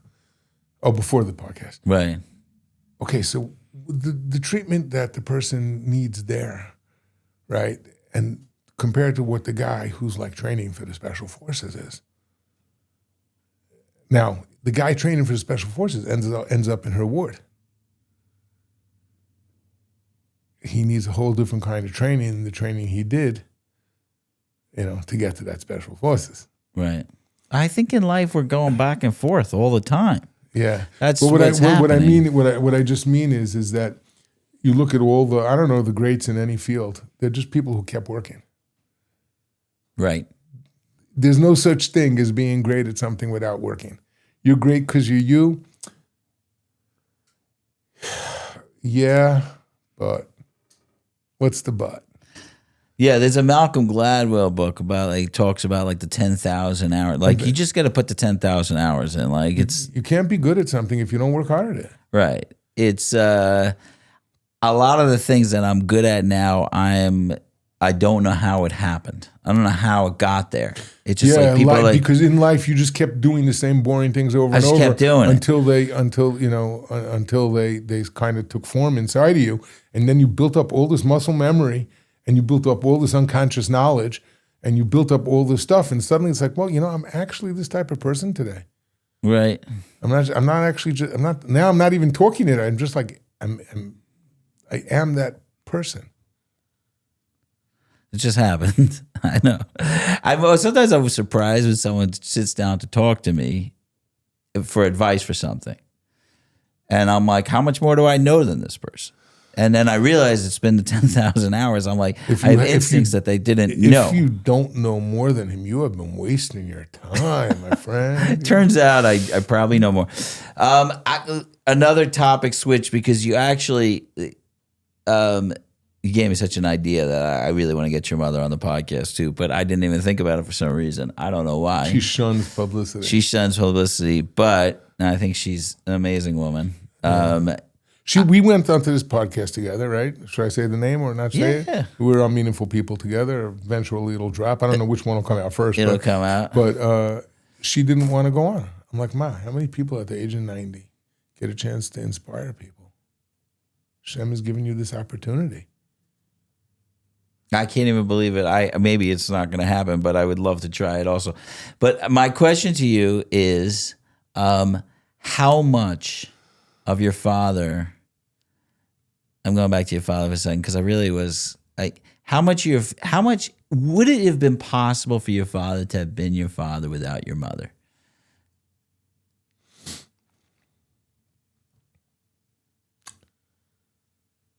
Well, biologically, for sure not. So that means not. And it means much more than biological. No. That's not what I meant. No, that's not what I mean. No, I know. I didn't even mean it as a joke. Yeah. I meant it as that it's the creation of these two people there's like Rav Hutner says this idea that like, why does the Bechor get a double portion of the inheritance? The Bechor is the person who made the father into a father. Such a interesting concept. In other words, he made you, and first of all, he's a guinea pig, so he might have gone through the most, but that's a different issue. But yeah, he made the father into a father. That's a biological reality, but it's much more than that. It's also an emotional, psychological, spiritual, I don't know, whatever the words are, reality. And so, like, my father without my mother, they were married almost 60 years. They were coming up on their 60th anniversary, I think, when he passed away. So, like, what would he have been? I don't think there's a question that his dynamism and power and all those things, they were always there. Right. So he would have done something, but the shape of what he did, and my mother always says, I didn't do anything. I said, you know how powerful that is for a husband? That you didn't do anything? All you did was keep the home front stable. All you did was make sure that he could fly all over the world because you had it. All you did is make sure he never came home without dinner on the table. All you did is make sure that, the kids were doing okay. All you did was, when he did whatever he did, just, supported him, or maybe you questioned him, or maybe it was ever. You don't understand, because I've seen a lot of marriages where that's not what the relationship looks like. So to be able to do what he did and to be the person he was without having had her, I think that they had such important impacts on each other, and they developed as a result of their relationships in the way that they did. Right. And my mother was much more openly demonstrative of physical affection, of affection in general, than my father was naturally. And I think he, in a sense, learned a lot of that from her. That doesn't mean he learned to love from her. He knew how to love from the time he knew how to care, and but to express it and to show it and to be able to show it the way he did and whatever, I can't really get inside the relationship totally, but because I just don't know. But they're inextricable. You don't have one without the other. Right. No, I've seen this a lot with the greats that I've met in my life, that I've been like zoche to meet, that there's a force behind them. I'm like, my father had this joke where he said, behind every successful man is a woman saying you're not going to be able to do it. But that wasn't my mom. I actually think that's not true. That's what I'm saying. Is it was a joke. It was really a joke. The Gemara says, like, a person a person who's like not married, so he's not complete. Right. So marriage helps complete us. Now, to what level do we hit completion? Okay, it depends on the nature of our marriage. It depends what we do with it, and it depends how well we work it. And obviously, marriage could destroy a person also if it's not handled properly. Right. But this thing that you're saying, yeah, you're not showing with that. You're not full. You're not emotionally, not psychologically, you're not full. Right. No, I just think that whenever I meet someone who his whole life he was a power, like I meet people that they had a couple of years where they were solid. I think the difference is the wife. That's the what I usually sustainability. think. Yeah, the fact the that it just sustainability keeps going. factor. Like I keep waiting for my wife to say, "I don't believe in you anymore. Just get a life." You know what I'm saying? Like settle down and stop it. Cut it out. And you get a real job. I will. The second get a she job. says that, Just get a job. Just get a job. Stop it. Stop it. You can go to school and be an accountant. Can you just do a normal thing? You crazy man. Right. So it's just that I have it in my life. It's just that someone's behind me going, I believe in you the whole way, which is wild. It's really all that's needed. I mean, I don't know. As my sister has pointed out, that he would check in with my mother 5 times a day. Yeah. Yeah, like for 3 seconds, 5 seconds. Which was a big deal then. I never understood. Now it's different. Yeah, I didn't really understand what he was doing. Now, with that benefit of hindsight, I understand that there was a certain stability that she meant for him. She was the home. And she was, that was, they were, that's who they were. That's who he was. He was the person married to her. Right. So yeah, he would have been a powerhouse without her. He would have been, no matter, where he had, I think, put his talents, I mean, he was just so gifted and so hardworking and so, had so many different abilities. But there's also another thing. There's another thing that Yeah. I'm seeing, which is phenomenal with your family. And I don't know your family that deeply, but most of the time when you have someone as gregarious and huge like your father, the rest of the family kind of gets quiet and like doesn't go out there and do the same thing.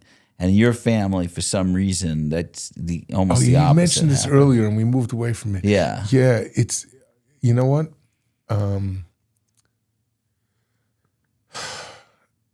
I think he never voiced any expectations of us in terms of what we were going to do. The expectations were that we would be a mensch, that we would, I remember like in camp, I was, on the basketball team, and I could talk a lot of trash, using a lot of French and Yiddish, and as a teenager. And, we were playing a game against another camp, and I did very well in the game, and I got really mad at one point, and it was very competitive, unhealthily so, I think. And my father said to me, when you're on the basketball team, people look up to you. And kids are learning from your behavior.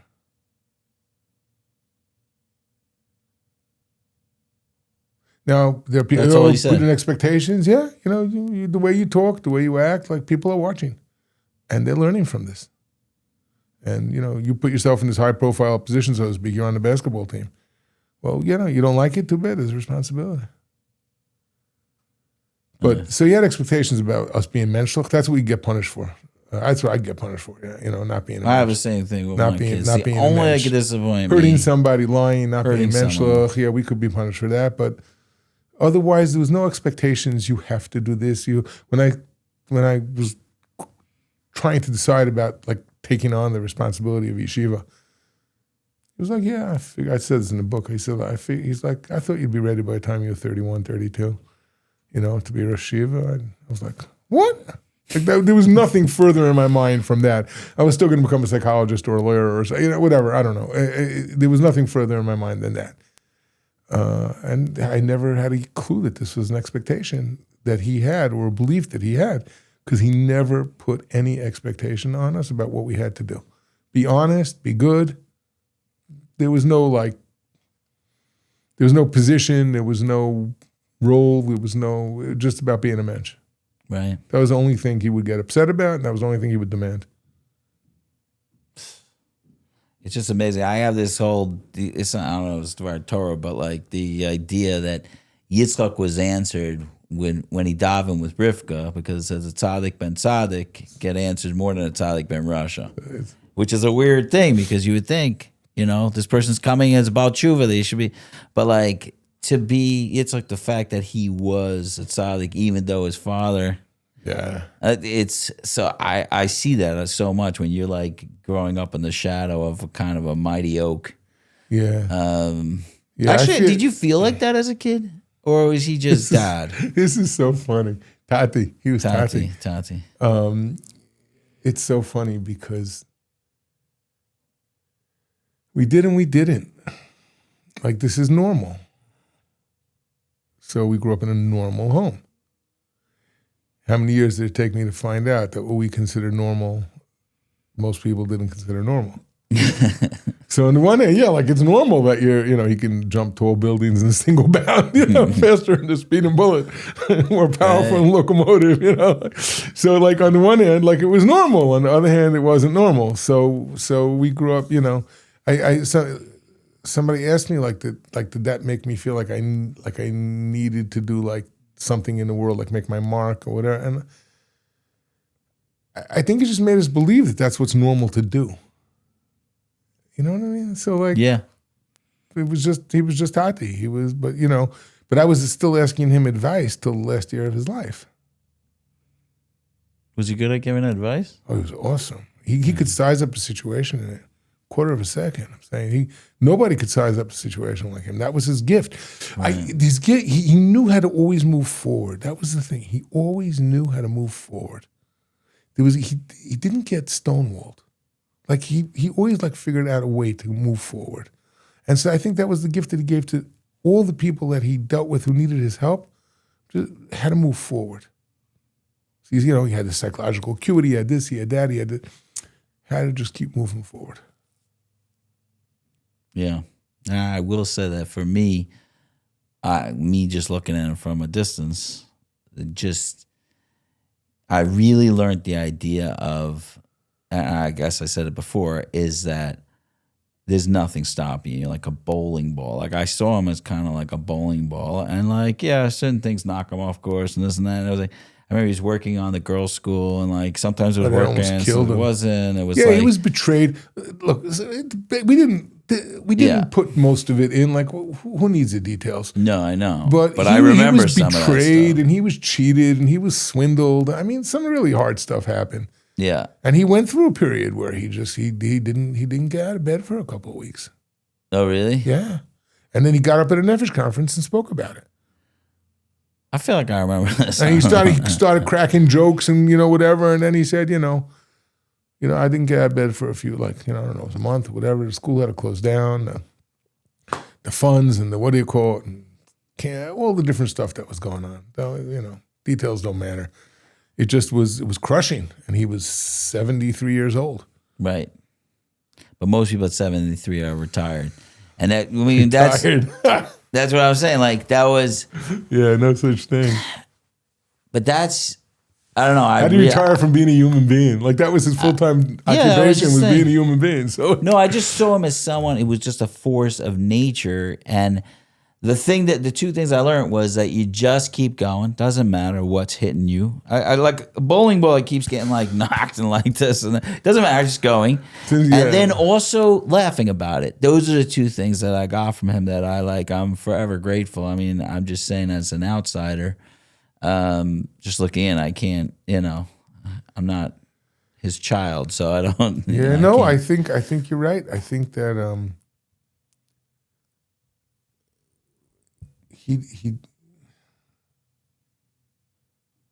I told the story on one of the, I don't remember which one, but I told the story that I asked him once if he was afraid of being poor. Sometimes it was money, sometimes it wasn't money. He was like, I survived being poor. They were poverty stricken when he was a kid. Story in the book, first time he saw a glass, he was, he bit into it, he thought it was food, cracked it. He said, I've been there and I survived it. I'm not afraid of it. Like, I think he knew that he could survive. Right. And so the only time I ever saw him afraid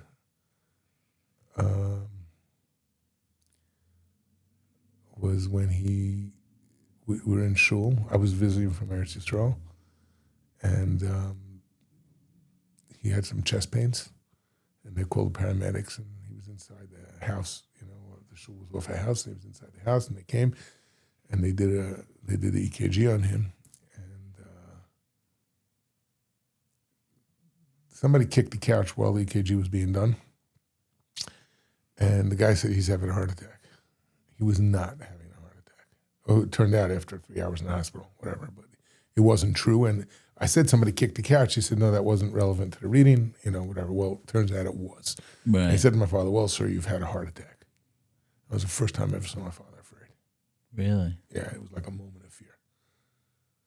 He did a pretty good job of covering it up afterwards, or of getting back to himself, like, if that's what it is, We're going through the street on Shabbos, and he's like, tell him not to put on the ambulance, it's disturbing people. Or not to put on the siren, it's disturbing people. Like, yes, if you could turn off sirens. No, sorry, sir, we need to do that when we go through the lights or whatever it was, whatever. Genius of a guy. It wasn't Hatzalah, it was the Spring Valley ambulance. And that was bad. So we spent the day in the hospital in Good Sam.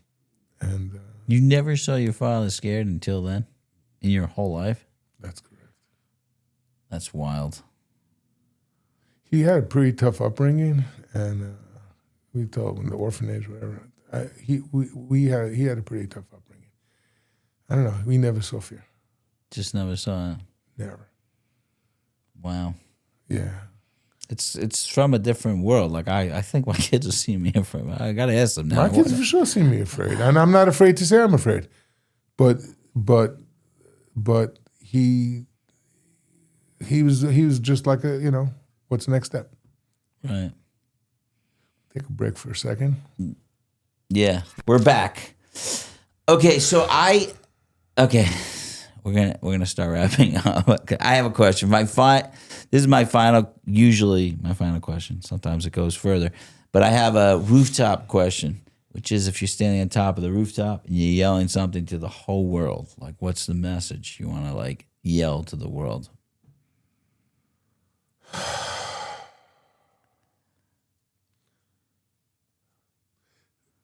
You see, let me just back up for a second on that question, because I think that different points in the day it might be a different question. There are many rooftop right? yells. So now it's like, keep going. Keep going. Like we don't have that long here. Like, keep going. Make something out of your life. Make your life matter. Like, don't waste it. There's too much good stuff to do. Keep going. I think. I think that would be the message. Maybe. Not keep going, I think, but Maybe. if that's okay with the rest of you. That's the best. It's like a little bit of a Cody, keep going, That was the best end I've ever gotten so far to a rooftop question. Do it. Maybe. I think. But the maybe, right. The maybe was on like, maybe that would be my message. Yeah. We actually did not get to it at all. But you're saying this message, I know that you got very sick. There's so many things we didn't get to. Ay. You want to start the second one? Should we just go on? So many things. I have a day. When you're saying that message, I was thinking like you got to a point where you said before, like not on the podcast, but before that you got to a point where you were so sick that you didn't know if you were going to make it. Like, yeah, I actually prepared to die. I said vidui. I wasn't strong enough to lift my arm and like say vidui that way. I said it without picking up my arm because I couldn't pick it up. wow. I was just laying in bed waiting to die. So, totally different world of what we were talking about. Yeah. Could I ask you, like, what was going through your head? I don't know how to say that in a better way. To be in that state, like, what were you thinking? I mean, I had a lot of time to think because it was an 11 and a half month period of deterioration, followed by a 3-year period of recuperation, and it's like 4 years, and there are certain things that still haven't even come back. So, and I need to treat myself differently than I used to. And it's like, so a lot of things have changed. Baruch Hashem, still doing a lot of stuff, but there's been very significant changes in my life. Right. So I had a lot of time to think about it. And even during the comeback, like, am I ever going to really come back? Am I going to ever, be able to go back to Yeshiva? Am I ever be able? As I was getting weaker, I would come to Yeshiva, I'd walk around Beis Medrash, give everybody a hug, and go home. Then I couldn't speak for a year. So, it was like, I sounded like this at the top of my lungs. And then I'd have to rest. And then after, like, that trip to Yeshiva, like, then I'd spend a few days in bed recovering. Wow. So some of the thoughts were like, you know what? I don't regret living my life this way. I'm glad I lived it this way. Like, if this is what I did with my life, like, I had this yeshiva for 29 years or 28 years, whatever it is, and all these Talmidim who I was zocha to be part of their lives. I got these lovely kids. God, they're going to miss me.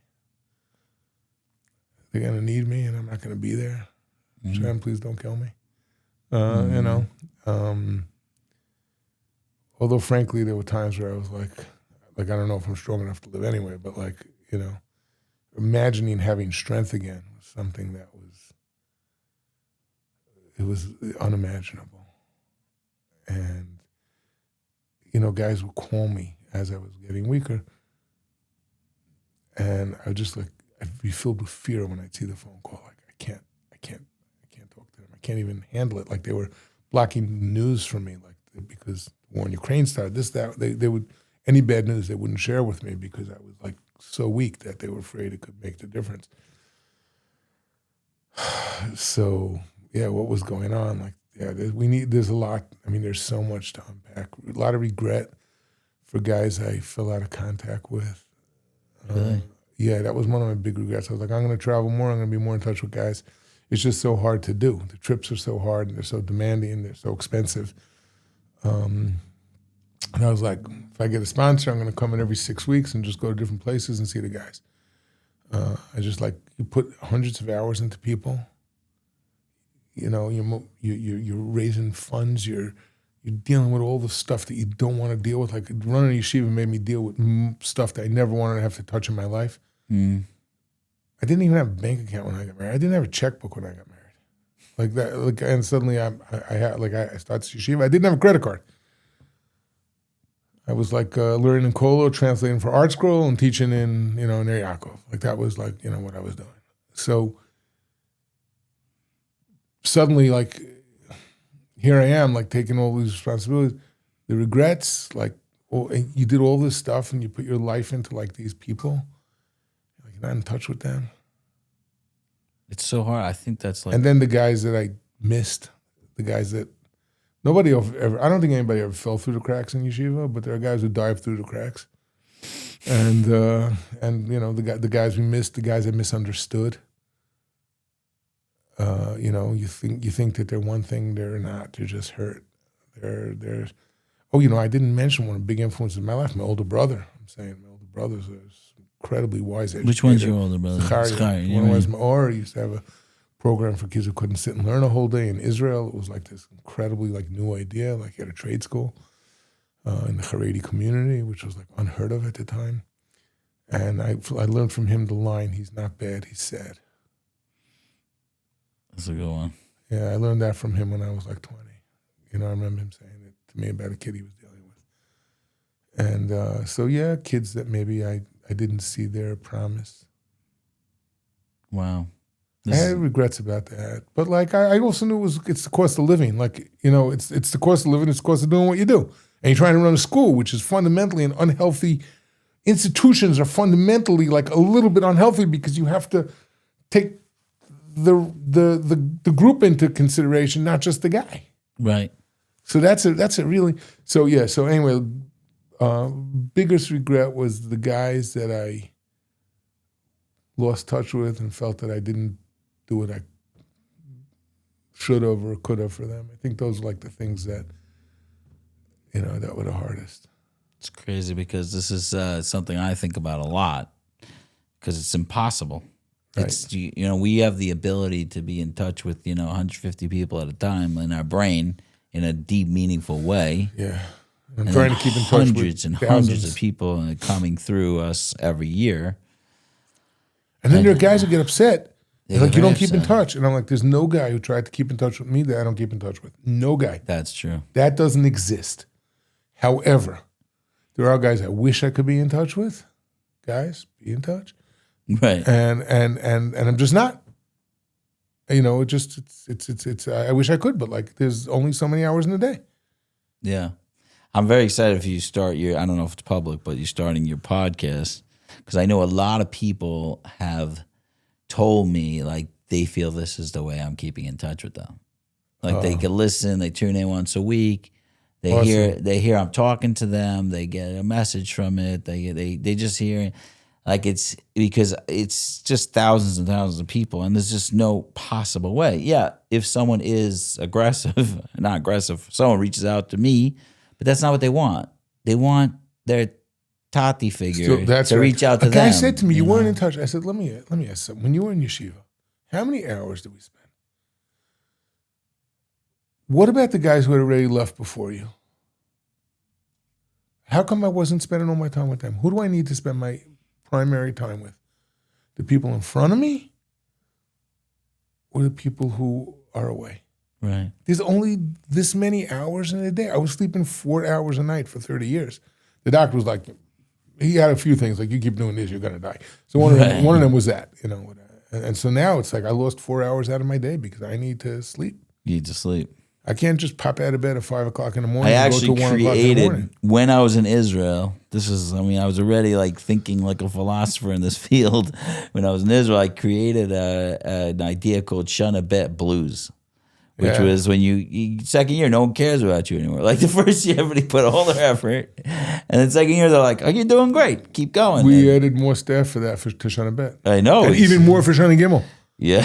I got them Shana Bet Blues. It's got the Shana Bet Blues. It's got to be a song. Is that a song? I have one. I wrote a song about it once for like on Purim or something. With those words, Shana Bet Blues? I called it the TJ Blues. Oh, went the through TJ Shana Blues. Aleph, went through Shana Bet. Right, okay. The Shana Bet Blues. I came up with it like I just would watch all the guys like get sad. Like, why isn't anybody like? And not only that, one of the things that's so difficult is that the first year, the change is very visible. Because a lot of guys, first time away from home, first time this, first time that, like there's just, and gradually, like as they're settling in and starting to learn and starting to think about their life, okay, second year, what are you doing? Second year, you're working. You're sitting in front of that Gemara, you're sweating. It's much harder to measure that growth. Yeah. You're building actually like your deepest core muscles now. Last year, you weren't even doing that. Last year, you were just learning the exercises. This year, you're like building your core. This is like hard exercise. This is like, no, you're going to have to do this boring thing over and over and over again. And soon it's not going to be boring. It's going to give you such a lift. But I told a guy once, you can't complain for 3 months. I said, the only way it's going to work for you is you're climbing Everest. You can't see behind you after the first few 100 feet, and you can't see ahead of you. And so every day you're going to have to climb. And you're not going to see it. And you're not going to be able to measure your progress. In 3 months, you can get on a ledge and look back, and if the sky is cleared, you'll see it. You can't complain for 3 months. This guy had tremendous power. I said to a couple of guys, it only worked for one, but it actually worked for him. And It's funny. I'm thinking because I had a similar situation, but in a different way, with Rabbi Herbst. You remember Rabbi Herbst from Brooklyn? I don't know if you know. Rabbi Herbst was a big rabbi of mine that was very inspiring. Also passed away, but giant. I remember the name. Yeah. He was amazing. Too far from but you Muncie, so that was Brooklyn. Rabbi Herbst is to me a legend. I have so many stories about him because he was such a beautiful man. So I'd come to him because my wife had like postpartum depression for one of the kids, probably all the kids, but whatever. I'm remembering this story. And then he said, I started going in. I don't know how to do this on this. It's really hard. It's just depressed. And he looked at me. He's like, how old is the baby? I'm like, at 3 months. He's like, we're going to push off this conversation for 3 months. We'll talk. He says, your wife gets to be depressed for 6 months. You don't get to say anything. He's like, talk to me in 3 months. We'll discuss it. I'm not even having. I was like, that's not fair. Anyway, it was a similar story, but I was laughing when you like that 3 month thing. He's like, and she got over it, right? And I think a lot of it was me being like, please get better, which made her worse. I was going to say that for sure helped. Yeah, it's like telling somebody you're screaming, calm down. No, but just calling it normative. Yeah, like, hey, this is normative. I said to a guy, yeah, he said, I'm just not normal. I said, you are completely normal. I said, every one of the things that you're going through right now is a function of what you've been through. And your responses make perfect sense. You're normal. A normal person who has something pushing him this way goes that way. Now, you're saying the way I'm living right now isn't serving me well in my life? That's fine. So we can work on changing that. But you're perfectly normal. There's nothing, you don't fit in an abnormal psychology class. right. You're normal. Oh, you're not living in the way that you want to. Okay, so let's figure out how you want to, what do you want to do different, how you want to do it. Let's get help. But you're so normal. It does help. That's a lot of reasons why like support groups help is because you sit around and you think you're the only person in the world dealing with this, and everybody you look around like, wait a minute, we're all dealing with this. Like, this is all right. Like, I think just that is like one of the reasons support groups work so well, because you're like, oh, I'm not a freak of nature all alone. That's right. That's right. I think that's a really special Critical. thing. But I don't underestimate how awesome the podcast is going to be. I'm saying, like, your Talmidim will feel connected because of it, which I don't know if you thought of that part of it. But it was part of a way to keep in touch. The guys were asking. Yeah. What happened was it was a big push. Like, the guys were like, I mean, we had the Shabbaton. It was like, I don't know, 200 people, whatever it was. And like, I don't know, 50, 60 of the parents were like, please. We got a sponsor. We're good to go. We're just now like waiting for the final artwork to finish, and like we have, like I said, 4 episodes so far. It's very exciting. I love it. I love it. I got like totally excited about the podcast. Actually, Nachi said, Nachi Gordon from Meaningful People. So he was saying to me, he's like, "You're not the interviewer. You're supposed to be interviewed." I'm like, "Hey, this is not my." We're not doing interviews. I'm having the conversations I always wanted to have, and this is like this has been a really beautiful one. I felt like we needed to talk longer because there's too many parts of you that I wanted to talk about, and I really want to thank you for coming in. That was an awesome conversation, and I hope one day we'll have another one. That would be nice. If you're coming in every 6 weeks, maybe we could do it more. Right. Wow. I think it would be nice. I had a lot of fun. All right. Any last thoughts or ideas or something I missed? Questions for me? I keep stretching it out, and I just feel like we missed so much. I just want to go back to something I had said earlier, because I left you with the impression that my father thought you were doing great things. Yeah, no, I know. But it wasn't like I said it, and then I realized, like, wait, I wasn't putting the context into it. Yeah. So I thought it was great things. But like, again, like when you're young, you're brash. You're very brash. I was brash. And whatever. So brash people, like they say things, and then like, okay, down the line, they could even find like a lot of what they said was true. Yeah. Right. But they just wish they had said it differently. I was happy with a 70-30. You had started, I don't know if we can go back to it. You had started saying your first rule is your 90%. The first level 1. We didn't get into that conversation. I was saying that I believe that if you can't explain your theory, your philosophy on how to deal with people to a 5-year-old, if they don't understand it, it's probably wrong. Meaning the ideas to help people has to be like so intuitive, because we're human beings. We're giants. We're in the image of God. We are not dummies. The dumbest human being is like giant compared to any other being on this planet. So we know instinctively what works and what doesn't work. We do know that. So when I tell someone like my ideas, if I have to make it so complicated that you don't understand it, it's probably wrong. That's how I found it. So that took a while for me, because in the beginning I was very into being intellectual and like really figuring it out with all the big words. And I've shut big words down. But you need that too. No, I'm not saying you don't need it. That's how you formulate all the nuance in your system. What I'm saying is, the end of the day, it has to look like Rashi. Call to action's got to be fast. At the end of the day, it's got to be like Rashi says, Malacha Mamash. Like it's you got to explain it the way it's explained. So what I'm saying call to action is not, okay, so according to Freud, that's not a call to action. So let all those people sit in boardrooms to discuss that, and then the guy who's doing it is your father or someone like me who's like, we're just bulldozing through and making the change. And you know what? Some of it's going to be wrong, and we'll fix it. And we'll do it. That's fine. And I don't have a problem with that.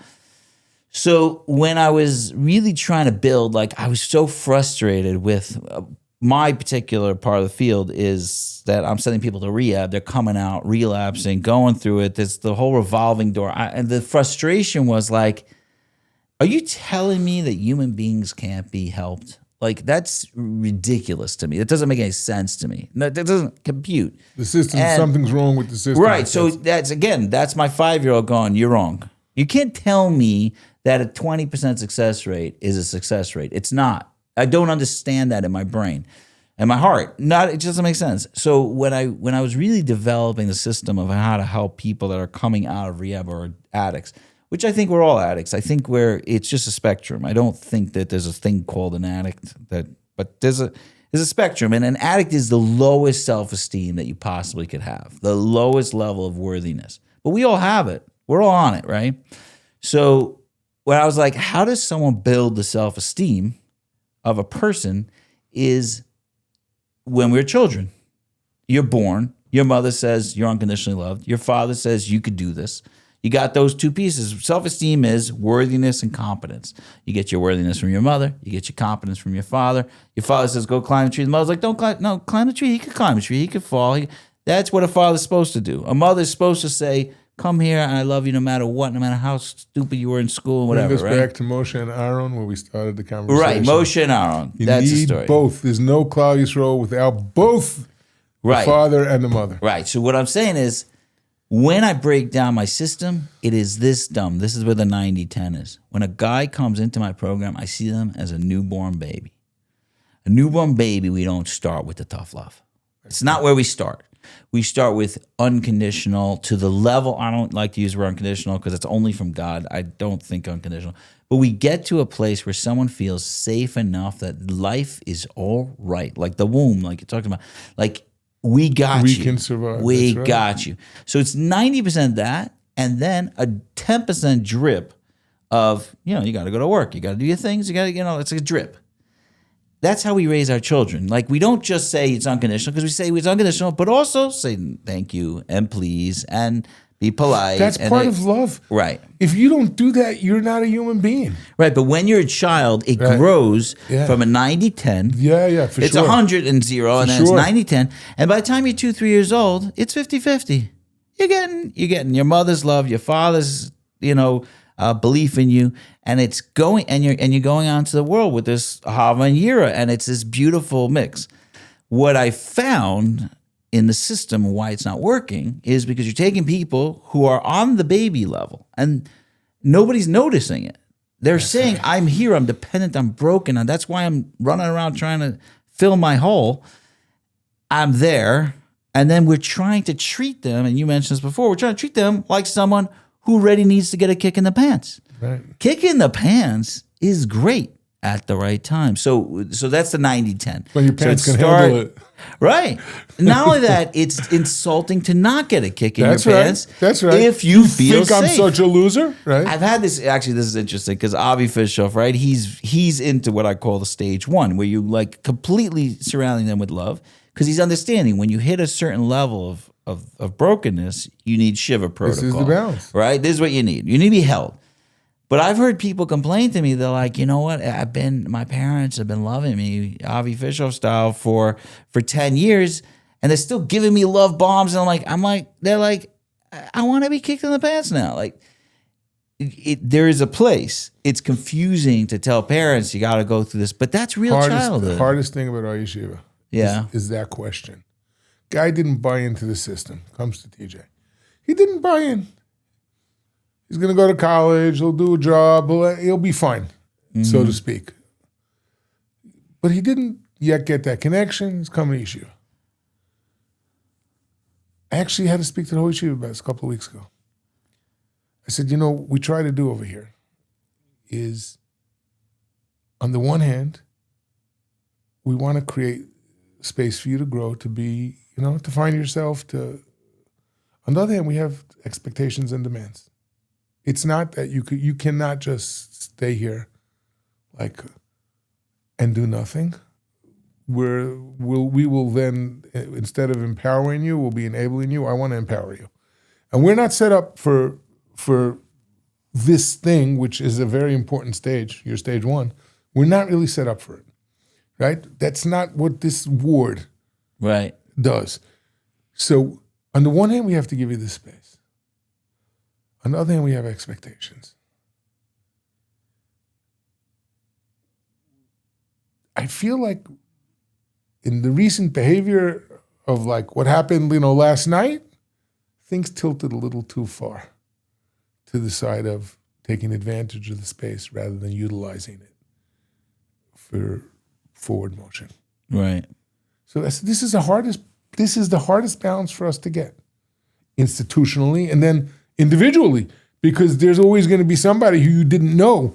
And that guy could be in Brisk and you wouldn't know. He could be anywhere and you wouldn't know. And so at some point, hopefully it's going to come out, because we're always trying to figure out what's going on. I got a lot of staff and they're all very, very attuned. We'll still miss stuff, but they're all very attuned. Like the Rebbe will say to me in the third year, even, he's learning too much. Like, I'm worried. Yeah, okay, that to me means like he's really looking at the person. Yeah. So now, can I demand of the guy or not? It's a lot of conversation. It takes so much time. I started giving a VAD to Rabbi from other yeshivas. And when I tell them like kind of what a Rebbe has to do in DJ, they're like, what? Like, you thought it was just like saying the Taisis and going home? Like the amount of work, because you got to know what's happening with each guy. Yeah. What's happening. Talk about exhausting. Yeah. No, if you see, listen, but what keeps us alive when we watch these guys flourish? I mean, it's like, a lot of people, I have, unfortunately, deaths in my line of work, and We have you a as few, well. Not nearly. Yeah, it's really, and people have asked me, like, does that, like, inspire you, like, to keep going? And I say, every wedding I go to, that's inspiring. Every bris I go to, every day, that's inspiring. The deaths, I don't get inspired. It's hard but to take a lot of positive energy from negative occurrences. It's very hard. So it could provide in the short term a little bit of a boost, because the fear, the cortisol, working out of that kind of fear, that's not fear. That's even fear of God. People who have that kind of fear of God, that's mental illness. That is not fear of Hashem. That is something else entirely. Right. And working out of fear, working out of like high cortisol, it has its place, but it's not sustainable.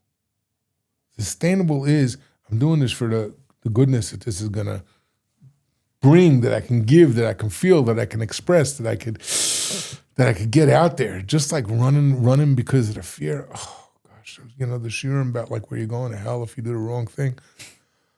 Like, okay, they might for a moment, be what's needed, but like it's not a sustainable model, and for sure not in today's world. It's just not sustainable. No. If I don't have the positive energy, I can't do anything. Yeah. I mean, it's a very tough balance. It's Emotions. a tough balance. What are I have like this definition of emotions I like to try out on people. Yeah, okay. Like, what's an emotion? What is it like? People just want to be happy. I want my kids just to be happy. Oh, I don't know. I want my kids to be good, and I hope they'll be happy being good. For starters, I want my kids to be good. I don't want my kids just to be happy. Okay. Okay. But why? Well, I thought you were defining emotions. Yes. Okay, go on. This is, I like I said, everything's coming with like. As a preamble. The emotions are just energy. When I'm happy, I could do anything. When I'm sad, downset, I can't even get out of bed. The emotions are just the energy. It's a byproduct of different things that are going on, some physical, some psychological, some circumstantial, some, whatever. The emotions are just a byproduct of that. The goal is not to be happy. The goal is to serve with happiness. The goal is to live with happiness. It's not to be happy. It's, what is Hashem's complaint to Klal Yisrael? My problem is that you didn't serve me with simcha and good heart. It's not my problem is that you weren't happy. Right. My problem is that your service should have been with happiness. So what's the emotion? The emotion is the energy that allows us to do the things that we need to do. Interesting. I wouldn't think of emotions like that. That's why I said I want to try it out. I didn't think emotions because I think maybe I think of that as a part of emotions. I think of emotions as kind of our internal family. Like it's like everybody is working together to try to make us function. It's like an army of things that are going on. Okay, yeah, good. And I think that those things are smarter than our brain. I mean, they see things and feel things way before our brain even catches up. Before it registers that. And they're working on the same way we work, out of instinct and also out of wisdom. They know, hey, you walk into that, you're going to get in trouble. So now the anxiety kicks in and does this. So it's like, it's like a lot of voices that you've created to help us do the world. Yeah. When they take over, again, you're serving a false god. Like your emotions to say like, oh, my emotions say this, and your emotions are your servant. They They're can't not. That's You're right. not the servant. What's that emotions. servant's job? To make you live the best possible life. That's the energy. That's what I meant. So that's with what you're energy. saying. Yeah. So their job is to help you. I have found myself. I know it's not complete. Yeah. But I feel it. So it's like the final stage. I have found myself lately like really being grateful to my emotions, especially a lot of my negative emotions, because I find the negative emotions are really doing their best. They're your teachers. They're doing the best to take care of me, and they're making me stop this, don't go there. Attitude, but it's a good attitude. I love it. And I have to be like, thank you. I mean, I'm hearing your message. I'm gonna be careful, but I am going forward, Right. and I'm gonna use other emotions to help me do that. But don't go away. I still need you. Like warn me when it happens. And it's like almost like a conversation. This is part of the brilliance, I think, of IFS. Like that, IFS. That's I think that's part of it. Allows you to be so much gentler with yourself, Yeah. and rather than just like sitting there and like carving you out like with a knife, like it's like oh can I have permission to like just ask you to sit aside for a minute, whatever. I have a couple of kids, a therapist, and whatever. Family members, multiple ones, and I read a couple of books on IFS. I think it's fascinating. It's fascinating. And I think that's what it sounds like. It is IFS, and it's when you learn that, you realize that there is no, just like there are no bad children, there are no bad emotions. Like they're all out for a good life, like to make your life work well. Right. And now there's some kind of maladaptive reasoning, which is allowing this to take over. Okay, so we gotta find that. And we got to use it. We need fear. Yeah. We need fear. We just don't want it to sadness. be too much. And sadness. It did occur to me. And I'll grief. tell you one other one that really like anger, which gets a very bad rap. I've decided I love anger tremendously.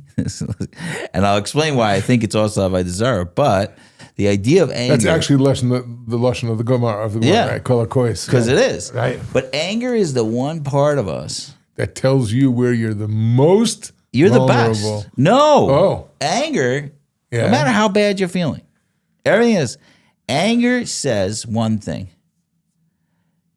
You get to talk to me that way. I deserve better. I am the best. It's the only emotion that no matter where you are, you still. Because that guy's like, I am nobody. I hate myself. All of a sudden, they're furious. Some guy says it to them, and they're like, "What are you talking about?" Right. So to me, it's the highest motivating emotion. Like it usually follows depression or sadness, where you're feeling weaker and weaker, and then the anger's like stands up, puffs up your chest, breathing hard. You listen, and I'm like, if you listen to the message of anger. If you listen to the message, don't go into rage. Rage is bad. But the message of anger is you are a part of God. There is nothing about you that's wrong. You are fully amazing, and no one is allowed to step on you ever.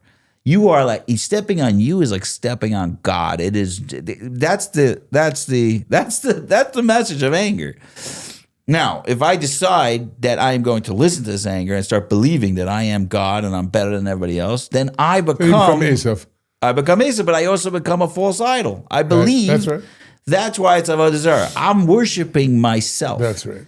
But to listen to the message. But that I have to have that part in me that says that I am precious and I matter and that I'm valuable.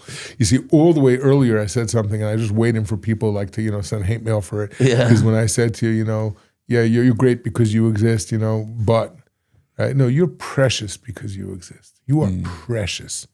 Now go out and be great. Like I was working at Eshetor, like I was 19 years old.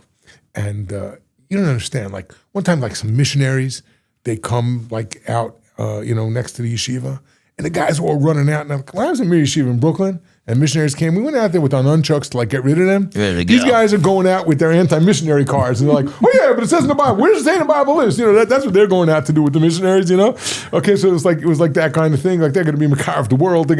So Guy's sister comes.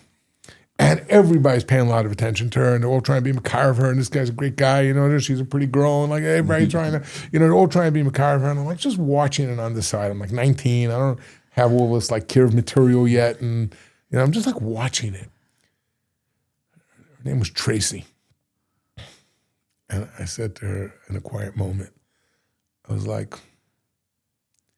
"They're all making you feel like you're so important, right?" She said, "Yeah." But I said, the problem is that you're just receiving this.